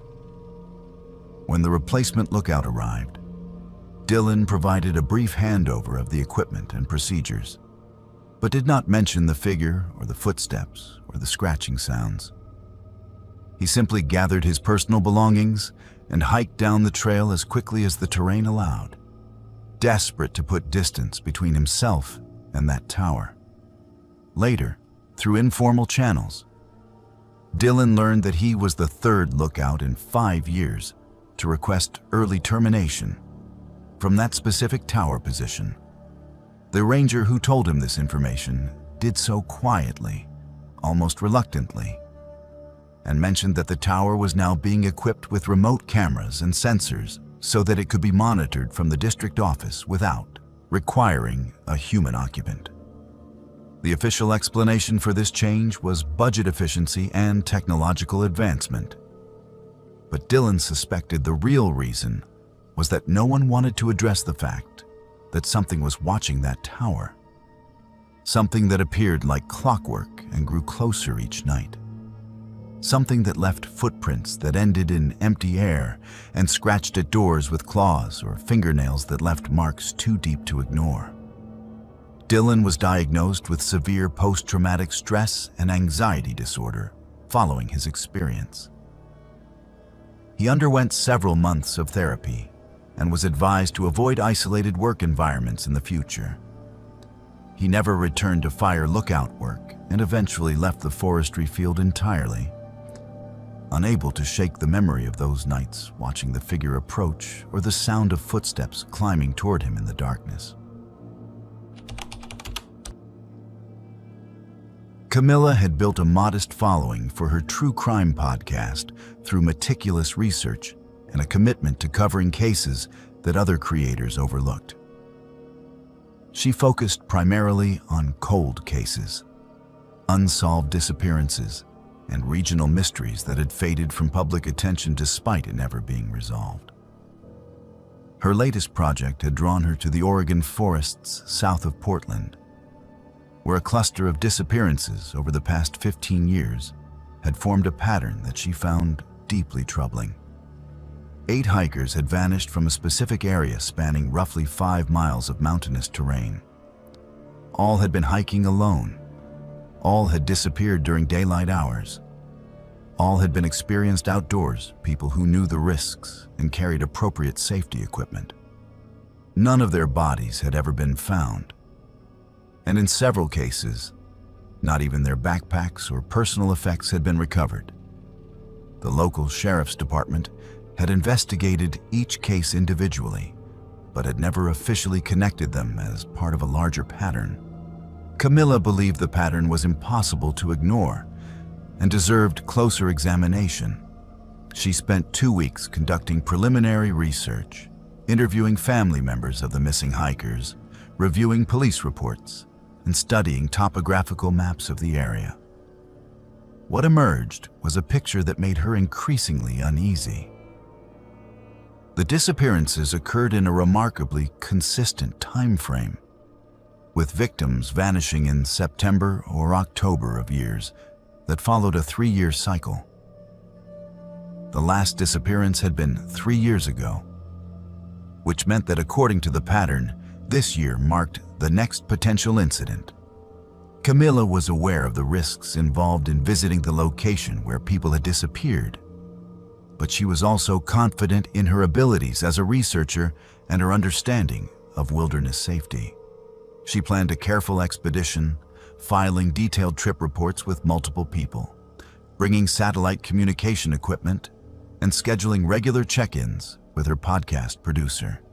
She would spend 2 days hiking through the area, recording audio for her episode, documenting the locations where victims were last seen, and attempting to understand what about this particular section of forest might contribute to the disappearances. The first day of her investigation passed without incident. She hiked established trails, took extensive notes, recorded ambient audio and narration for her podcast, and documented the terrain with photographs and video. The forest was beautiful in a way that felt almost aggressive, with massive Douglas firs blocking out much of the sunlight, and creating a perpetual twilight atmosphere even during midday. The undergrowth was dense with ferns and salal, making off-trail travel difficult. She could understand how someone might become disoriented here, but that explanation felt insufficient for explaining 8 disappearances of experienced hikers over 15 years. On her second day, she decided to explore an unmarked trail that one of the family members had mentioned during an interview. According to this family member, their missing relative had been interested in finding an old logging road that supposedly connected to the area. A road that no longer appeared on any official maps, but that locals insisted still existed somewhere in the forest. Camilla found the trail after nearly an hour of searching. It was overgrown and barely visible, marked only by slight indentations in the forest floor and occasional breaks in the undergrowth that suggested a path had once existed here. She followed it for approximately 20 minutes, moving slowly and carefully, her GPS unit tracking her progress and confirming she was still within the general area where disappearances had occurred. The trail led her to a ravine she had not seen marked on any of her maps. A steep-sided depression in the terrain with a small creek running through the bottom. The descent into the ravine was treacherous, requiring her to use trees and exposed roots as handholds. And she made the decision that she would explore the ravine floor for only 30 minutes before returning to safer terrain. What she found at the bottom changed everything. Scattered among the rocks and fallen leaves were personal items. A water bottle with a faded Seattle sports team logo. A hiking boot that looked relatively new despite being partially buried in forest debris. A torn piece of fabric that might have been from a backpack or jacket. Most disturbing was a wallet, water-damaged but still containing identification cards and credit cards belonging to one of the missing hikers. Camilla documented everything with photographs, careful not to disturb what was clearly evidence of some kind. She was in the process of marking GPS coordinates when she noticed something else. Structures, if that was the right word, built from forest materials. They were small, perhaps 2 feet tall, made from carefully arranged bones and branches that had been interwoven in patterns that looked deliberate rather than random. She counted 6 of these structures positioned at irregular intervals along the ravine floor. They reminded her of art installations or ritual markers, and they made her profoundly uncomfortable. She was experienced enough with true crime research to know that some serial killers created markers or monuments at dumping sites, ways of claiming territory or commemorating their actions. But these structures had a quality that seemed older, more primitive, as if they had been built according to traditions that predated modern criminal psychology. She was examining the 3rd structure when she heard movement in the forest above her. Not animal movement, which she had become accustomed to during her hiking, but the deliberate sound of a person moving through undergrowth, branches breaking under weight, footsteps that paused and then continued. Camilla called out, identifying herself as a researcher, but received no response. The movement continued, and she realized with growing alarm that whoever was moving through the forest was circling the ravine, changing position, possibly looking down at her from multiple vantage points along the rim. She made a decision to leave immediately. She scrambled back up the steep side of the ravine, her heart pounding, no longer concerned with documenting evidence or following proper research protocols. When she reached the top, she saw a figure perhaps 50 yards away, standing partially concealed behind a large tree. The figure was wearing outdoor clothing similar to her own, dark greens and browns that blended with the forest. But something about their posture and the way they remained partially hidden made Camilla certain this was not a casual encounter with another hiker. She turned and walked quickly back toward the overgrown trail she had followed into this area, fighting the urge to run because she knew running would signal fear and vulnerability. Behind her, she heard the figure following, making no attempt to close the distance, but maintaining a consistent interval of perhaps 40 or 50 yards. Camilla pulled out her satellite communicator and activated the emergency beacon, knowing this would alert authorities to her location and that something was wrong. She continued walking, moving as fast as the terrain allowed. And after approximately 10 minutes, the sounds of pursuit stopped. When she looked back, she saw no one. She continued walking for another hour until she intersected with a more established trail where she encountered a pair of day hikers who confirmed she was heading in the correct direction toward the trailhead parking area. The response to her emergency beacon brought Forest Service rangers and sheriff's deputies to the area within 3 hours. Camilla led them back to the ravine, though it took longer to find than she expected because the landmarks she remembered seemed different in the afternoon light. When they finally located the ravine and descended to its floor, they found nothing. No personal items, no wallet, no structures made from bones and branches. The forest floor looked undisturbed, showing no evidence that anyone had been there recently, including Camilla herself. The deputies were professional, but clearly skeptical. They searched the area thoroughly, finding nothing to corroborate her story. Camilla showed them the photographs on her camera, but when she reviewed the images, she found that most of them had failed to record properly. The photos of the personal items showed only forest floor with no visible objects. The images of the bone structures were completely black, as if taken in darkness, despite the fact that she had recorded them in daylight. Only her GPS coordinates remained, proving she had been in the location she claimed, but providing no evidence of what she said she had found there. One of the deputies mentioned, almost casually, that this was not the first time someone had reported finding evidence in this area that subsequently vanished. He did not elaborate, but Camilla understood the implication. She asked about the person she had seen following her, and the deputies confirmed they had found tracks belonging to 2 different people, Camilla's and someone else's. But the other tracks ended abruptly in the middle of the forest, with no explanation for how the person making them had departed. The investigation was documented, but produced no actionable leads. The wallet Camilla had photographed, which would have been critical evidence in a missing person case, was never recovered. The structures she had documented remained unexplained, with no physical evidence to prove they had existed. Camilla returned to her home state shaken and confused, uncertain about what she had experienced or what it meant.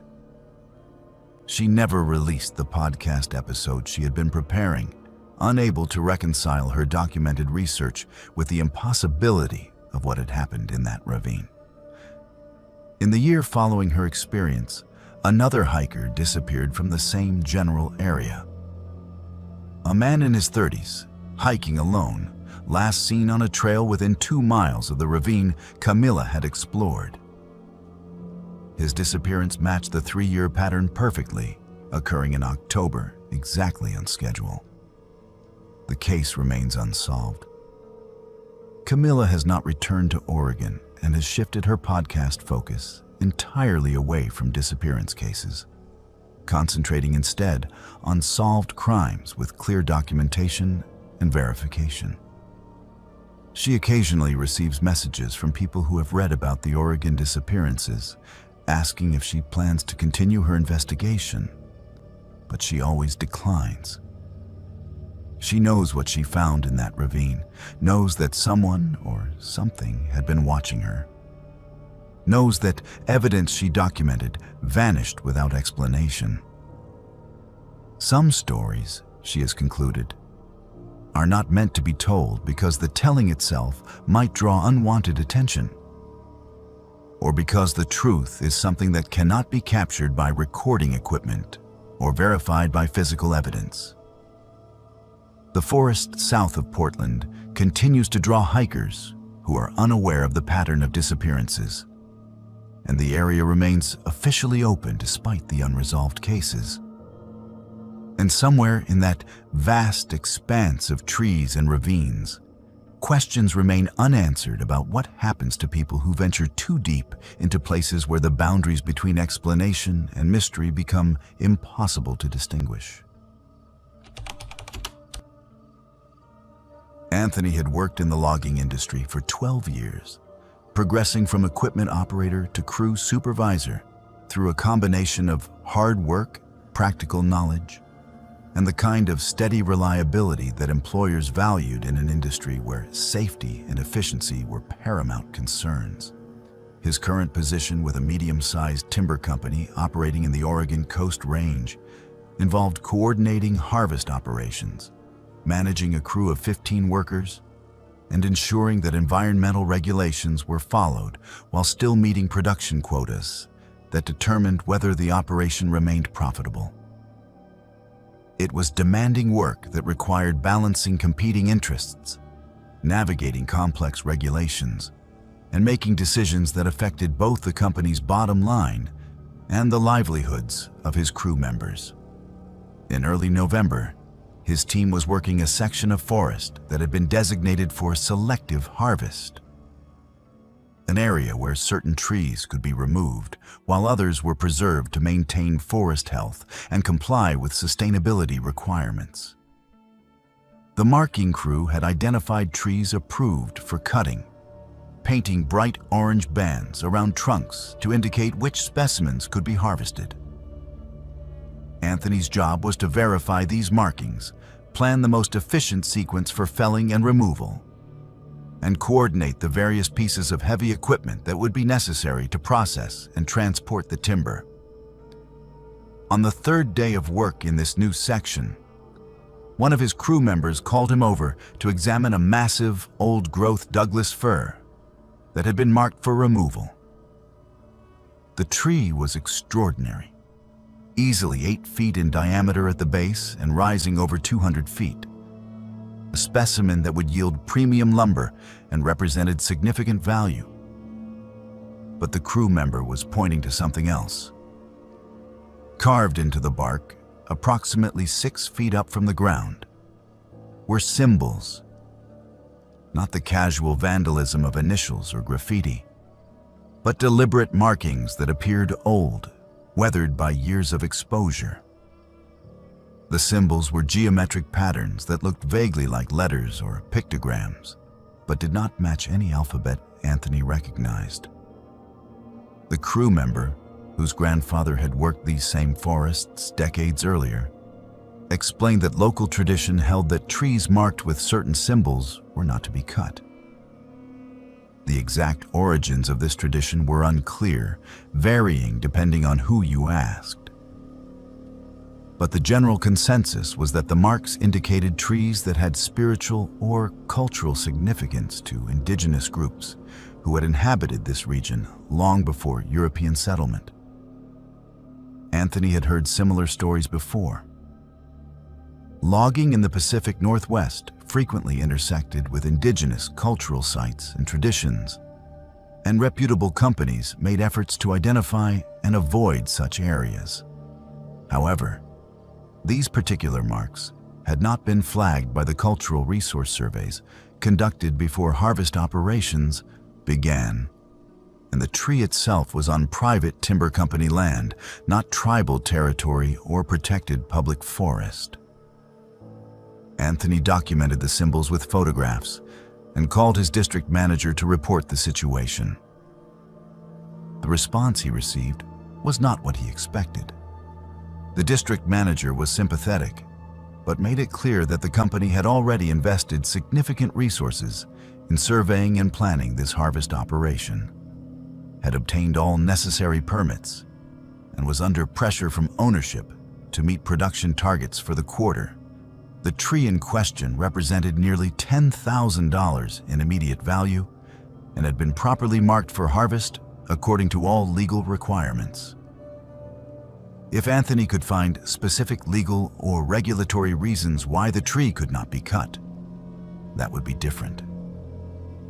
But vague references to local folklore and tradition were not sufficient grounds to leave valuable timber standing. The district manager suggested that Anthony could reach out to local tribal offices if he wanted to pursue the matter further.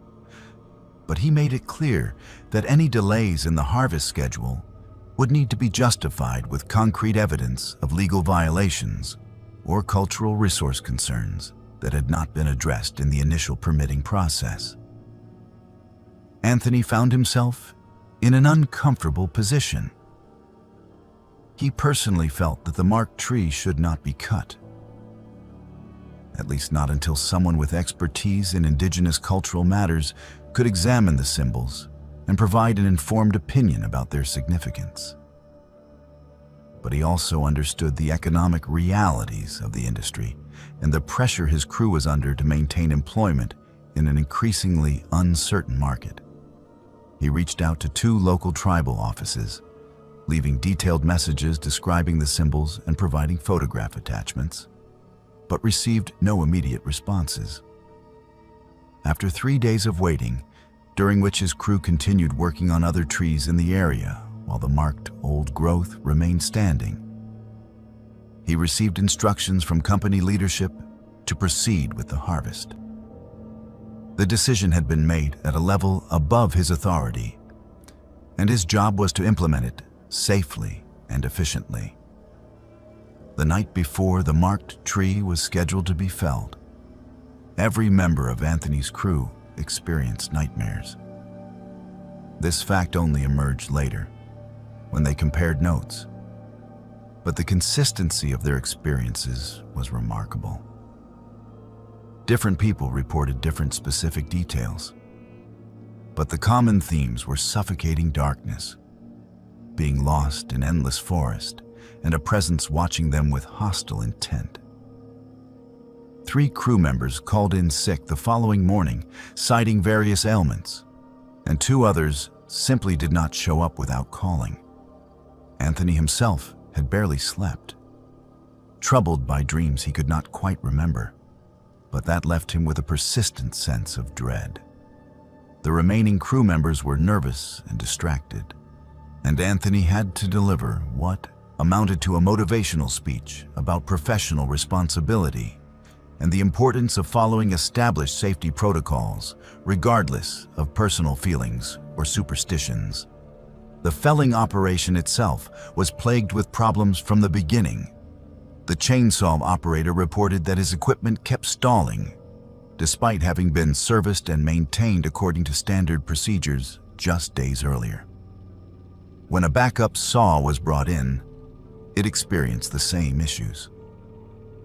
Electronic ignition systems failed repeatedly. Hydraulic lines on the excavator that was positioned to help control the tree's fall developed leaks that should not have been possible given the equipment's recent inspection history.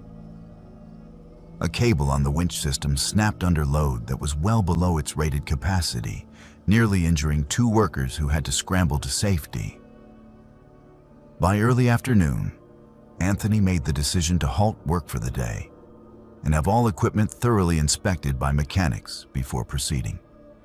That night, another crew member quit without explanation, and the company medic, a woman named Ella, who traveled between work sites providing first aid and safety training, reported that she had been receiving an unusual number of complaints about symptoms that had no apparent physical cause. Headaches, nausea, vertigo, and a general feeling of malaise that seemed to affect crew members whenever they were near the marked tree. Despite all the warning signs, the company insisted the harvest continue. Anthony, feeling he had no choice if he wanted to keep his job, ordered the tree marked for cutting the following morning. The actual felling took hours longer than it should have, and required multiple crew members working in rotation because no one could tolerate extended periods near the tree without experiencing the physical symptoms Ella had been documenting. When the tree finally fell, the sound it made was wrong somehow. Not just the expected crash and crack of splitting wood, but something that several crew members later described as almost like screaming. The tree had been partially hollow, which was not uncommon in old-growth specimens. But what they found inside the hollow section was deeply disturbing. Human remains, old and incomplete, wrapped in what appeared to be decayed textile or leather. Alongside the remains were objects that Ella immediately recognized from her background in anthropology as indigenous ritual items, including carved bone implements, shell beads, and fragments of what might have been ceremonial regalia.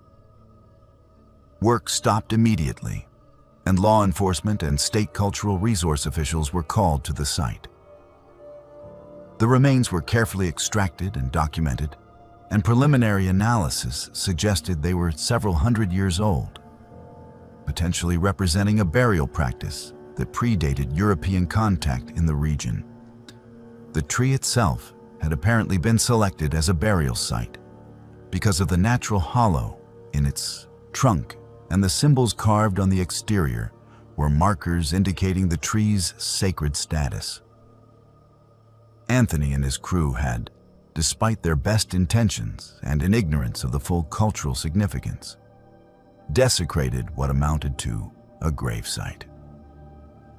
The psychological impact on the crew was immediate and severe.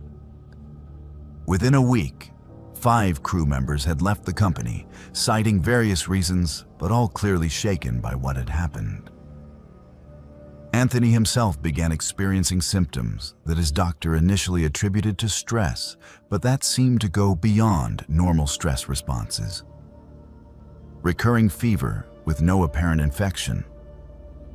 Hallucinations consisting primarily of seeing figures in traditional indigenous dress standing at the edges of his peripheral vision, and vivid, intrusive thoughts about the tree and what had been inside it. More disturbing were the reports from other crew members of similar experiences. The symbols from the tree appeared in their dreams. They heard sounds in the forest at night when they were home, far from the work site. Sounds that seemed like wind through branches, or voices speaking in languages they did not understand. 3 crew members sought treatment from mental health professionals for anxiety and post-traumatic stress. One was hospitalized after experiencing what doctors termed an acute psychotic episode, during which he became convinced that spirits from the tree were following him.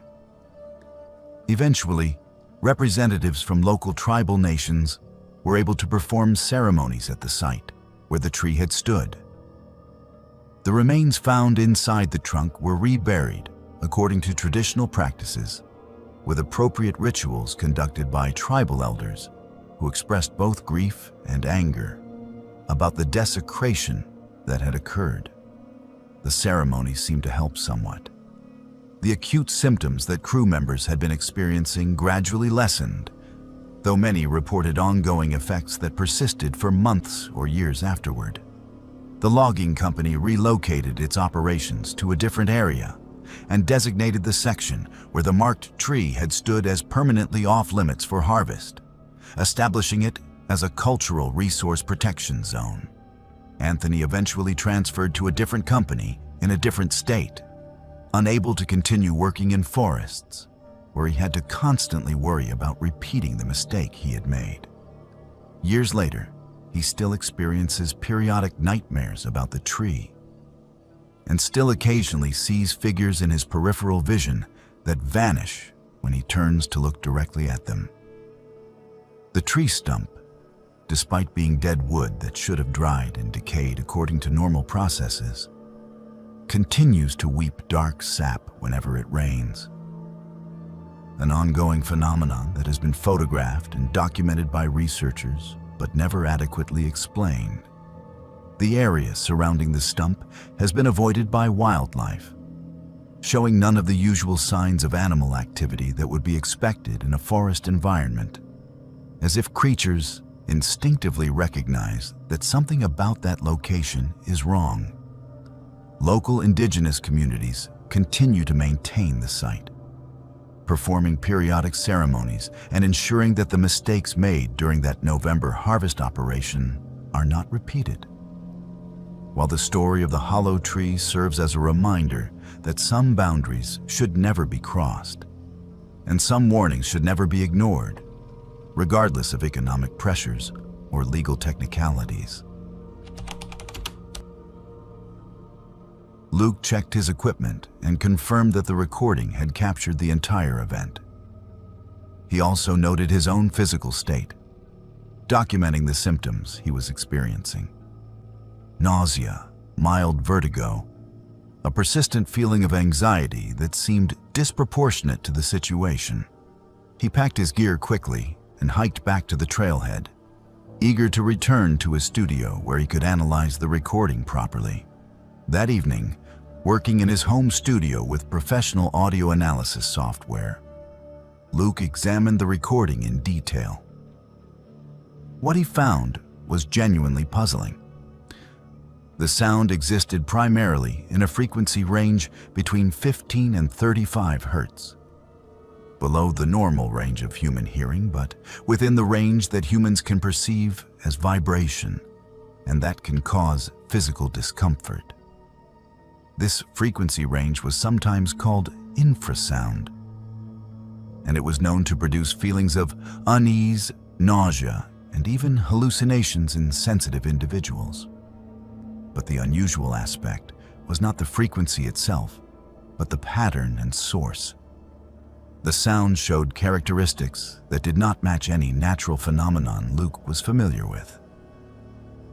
It was too regular to be wind or geological activity, but too complex to be machinery or human-made equipment. The waveform displayed patterns that suggested some kind of interference between multiple sources, as if several different generators of sound were operating simultaneously and creating complex interactions. Luke shared the recording with colleagues in the audio engineering community, and their analysis confirmed his observations while adding more questions. One colleague noted that the fundamental frequency shifted slightly during the recording in a way that suggested the source was moving. But the Doppler effect was wrong for any known moving object. Another colleague identified harmonic overtones that should not exist if the sound was being produced by mechanical means. The recording began circulating online, shared through audio forums and paranormal investigation groups. Hundreds of people downloaded it and listened, and that was when things became seriously concerning. Multiple listeners reported experiencing severe adverse reactions to the recording. Headaches that persisted for hours, vivid nightmares featuring themes of being lost in forests or pursued by unseen presences. In 3 cases, people reported experiencing panic attacks while listening to the audio, something that seemed extreme given that the sound itself was not particularly loud or jarring when played through normal speakers. One listener claimed to have suffered a seizure, though medical evaluation could not establish a definitive connection to the audio file. Luke became alarmed by these reports and made the decision to remove the recording from public distribution. But by that time, it had been downloaded and shared widely enough that copies continued to circulate beyond his control. Researchers from Oregon State University became interested in the phenomenon and organized a formal investigation. A team including acoustic specialists, geologists, and psychologists traveled to the Mount Hood area with sophisticated recording equipment and scientific protocols for documenting any unusual sounds. They established a base camp and spent 5 days conducting measurements at various locations within the region where reports had been concentrated. On the 3rd day, they recorded the sound. Their equipment captured data that largely confirmed what Luke had documented. But they also gathered additional information. Seismic monitoring showed no unusual ground vibrations that might explain the sound. Atmospheric measurements showed no unusual weather conditions. Electronic equipment that might have been generating interference was ruled out through systematic testing. The research team was left with high-quality recordings of a phenomenon they could not explain. Analysis of the research team's data revealed something that increased the mystery rather than solving it. The sound appeared to originate from multiple points simultaneously, as if sources were distributed throughout the forest rather than emanating from a single location. Triangulation attempts using multiple recording devices produced impossible results, suggesting the sound was either being reflected in ways that defied normal acoustic behavior, or was somehow being generated from within the forest canopy and ground simultaneously. More concerning was a finding from the psychological assessment component of the study. Team members who were exposed to the sound directly in the field showed measurable changes in brain activity patterns, particularly in regions associated with fear response and spatial orientation. These changes persisted for hours after exposure and in some cases were accompanied by reported experiences of mild hallucinations or intrusive thoughts. The investigation was quietly suspended after the lead researcher was hospitalized following what was officially described as a severe migraine episode, but which the researcher privately confided to colleagues involved much more disturbing symptoms. Hallucinations of figures moving through the forest, a persistent sensation of being watched, auditory hallucinations of voices speaking in unknown languages. Medical evaluation found elevated stress hormones and disrupted sleep patterns, but could identify no organic cause for the acute symptoms. The university research team's findings were documented in internal reports, but never published in peer-reviewed journals, partly because the data was too inconsistent for publication, and partly because institutional review board concerns were raised about the ethics of exposing research subjects to a phenomenon that appeared to have genuine psychological and physiological effects. The sound continues to be reported periodically by hikers in the Mount Hood area. Forest Service rangers are aware of the phenomenon and have noted it in their incident logs. But there is no official explanation or warning system. The area remains open to public access with standard wilderness warnings, but no specific mention of acoustic anomalies. Luke deleted all copies of his recording from his personal archives after learning about the adverse effects other people experienced, and he has refused multiple requests to recreate or redistribute the audio. He suffered from recurring nightmares for several months after his initial encounter with the sound, dreams that always featured the forest and always included a presence he could sense but never fully see. These nightmares have diminished over time, but have never completely stopped. Attempts to locate and identify the source of the sound have failed repeatedly. Investigators who have spent extended periods in the area hoping to document the phenomenon have come away frustrated, as the sound appears and disappears according to no predictable schedule. When it does occur, it defies the normal rules of acoustic propagation, seeming to exist everywhere and nowhere simultaneously. Indigenous groups from the region, when asked about the phenomenon, have generally declined to comment publicly, though one tribal elder mentioned privately that certain areas of the forest have always been considered spiritually active, and that sounds without apparent sources have been part of oral tradition for generations. The elders suggested that some boundaries exist for reasons that Western science is not equipped to understand, and that perhaps some mysteries are not meant to be solved, but rather respected. The phenomenon remains officially unexplained. The recordings that exist are studied occasionally by researchers interested in anomalous acoustic events. but no consensus has emerged about what might be generating the sound or why it produces such consistent physiological and psychological effects on those who experience it. Hikers continue to report encounters, and the online hiking community continues to debate whether the phenomenon is natural, artificial, or something else entirely. Luke refuses to discuss his experience in detail beyond acknowledging that it happened, and that he regrets having shared the recording publicly. The forest around Mount Hood maintains its secrets, and somewhere in those ancient stands of Douglas fir and mountain hemlock, a sound continues to pulse through the air and ground, waiting for the next person who will hear it and wonder what it means and where it comes from and why it creates such profound unease in everyone who experiences it.